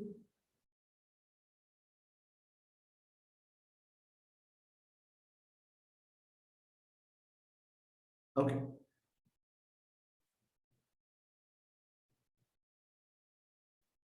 See this slide. Pricing objective we were just talking. So it should come from the top. See, on the top of it, it is like in company's objective. So you know what kind of company you are. You are working for Chanel, you are working for Apple, you are working for a philanthropy, you are working for a Bill and Melinda Gates Foundation. What kind of organization it is? So everyone knows what is my organization's objective. From there, you'll have to make marketing objective. And it is the marketing objective or the department's objective which will force you to make product distribution, promotion, and price objective. And then pricing strategies and policies are being made, and then you are going to charge actual price, discounts, and other practices. So it is not a one-time decision. You cannot take it like this. It has to come from top. Whatever the organization wants, accordingly, it should go deep into the system. Yeah, are we together on this? So before leaving, I wanted to show you one more very important slide. Am I allowed to move? I'll have to skip few slides in that case.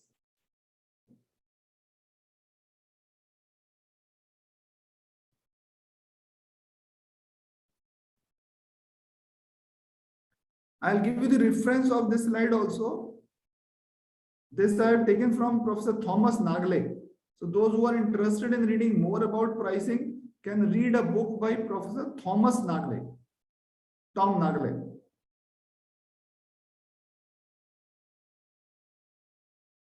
See this. This is cost versus price, value, cost versus value price. It's a very important slide. It is available only in Thomas Nagle. Value-based pricing, and this we have the Walmart EDLP here. So value-based pricing is the setting price based on buyer's perception of value rather than on the seller's cost.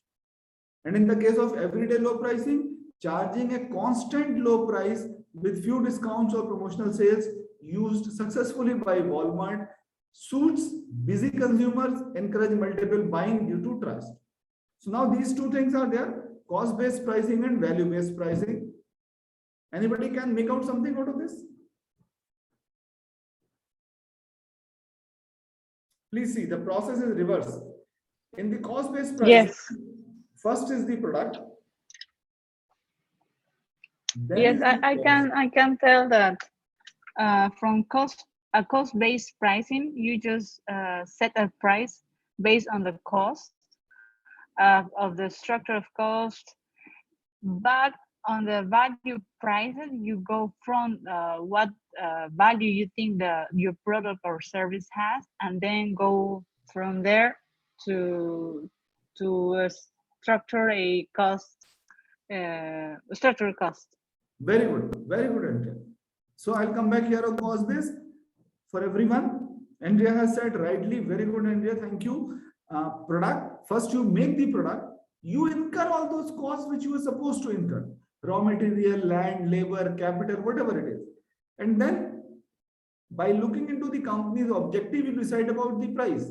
Now here comes the marketing department. Everything has already been done. Now the price is $100. Now product has come to you. You means marketing people. Now you go to customer and tell, I have got a product in $100. I will give you this value, this value, this value. Means after making everything and incurring all cost, you have to give this value to the customer.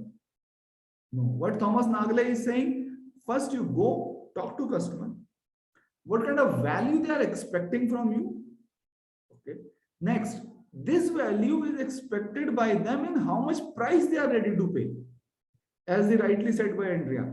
And then you go back to your engineers, production, everyone, then convince them to make that product in that cost where your customers were ready to pay, and then give them a product. So this is the difference between cost-based pricing and value-based pricing by Thomas Nagle. In the value-based pricing, Professor, yes. Professor, please. sorry.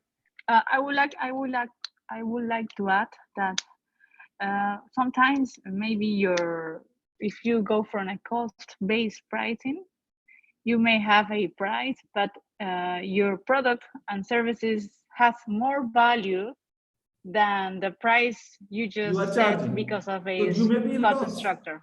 Yeah, in that case, you are in loss. What we call it in marketing, that you were not actually able to get maximum profitability.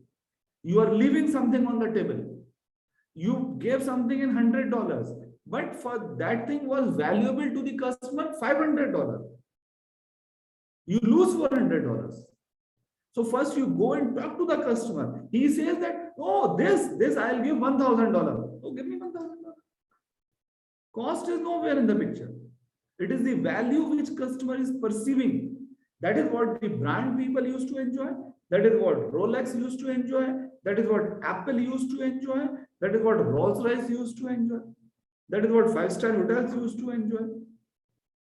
Customers want that kind of value. They are ready to pay. We are charging. There is no harm in that. We are not cheating anybody. You want that value. See, Apple is not coming to your house and convincing you to buy iPhone 15 by paying you $1,000. You yourself is going to Apple store in New York and staying whole night outside their store, and in the morning buying Apple i15.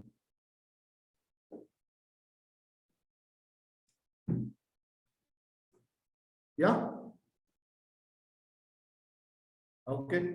So I think this something is written in the chat. Give me a second. Customer value defined price and product defined price. Mr. Than, customer value defined price.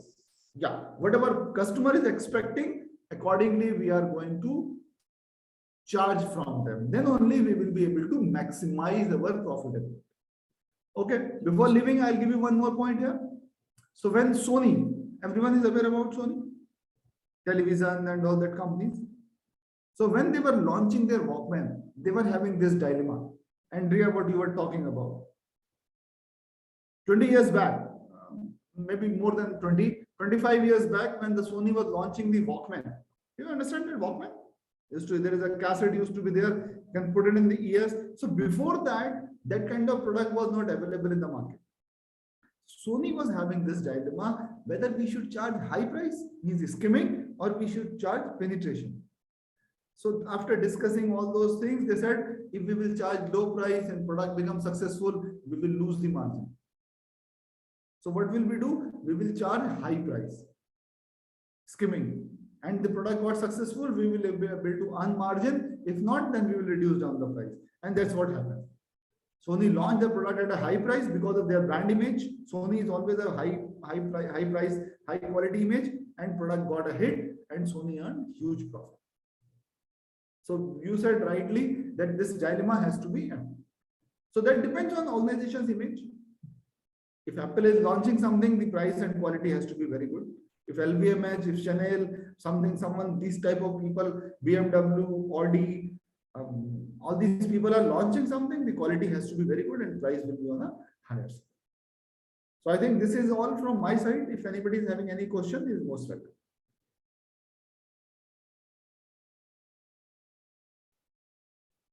And I'll again request from Dr. Vinam's behalf that I'm in charge for marketing track in GLRC, the Global Leadership Research Conference. So please connect to that and attend the conference. I'll request Mr. Than, you can see Andrea, Ms. Almira, Mr. Jose. Please connect with that email which Dr. Vinam will give, glrc@mit.edu. Thanks. Are we gonna get those links by email? Yeah, you can just drop an email at glrc@mit.edu. We'll send every link. Divya, you can help us with that, because I can. I don't think we have access. Or maybe you could. I've sent you the link, glrc@mit.edu. Thanks, Professor Rahul. I'm giving you the marketing link also. Marketing glrc@mit.edu. Simple. All right. Dr. Rahul, if you have anything to share, you can also send it to us. We'll forward it to all the participants in a common. I have discussed about my slides, and if anyone is having any question, they can give it to you and we'll be able to answer. Okay. I have already told them, Divya, that we will be meeting in the supply chain class. So I have kept few questions open. So those questions will be answered only in the supply chain class. Great. Okay. Thank you, Dr. Rahul. Participants, before we wind up, I am sharing the feedback link with you. Just give your responses. It will help us. And Dr. Rahul, thank you for your session and moderating the whole day as well. Okay. So thank you. And we'll see him again. Yeah. Thanks a lot, Professor Rahul. My pleasure. I had a very good interaction with you all, and will be very happy to meet you again with my supply chain class. Thanks. Okay. So should I leave, Divya? Yes, we can. Thank you very end much. the session today. Thank you. Okay.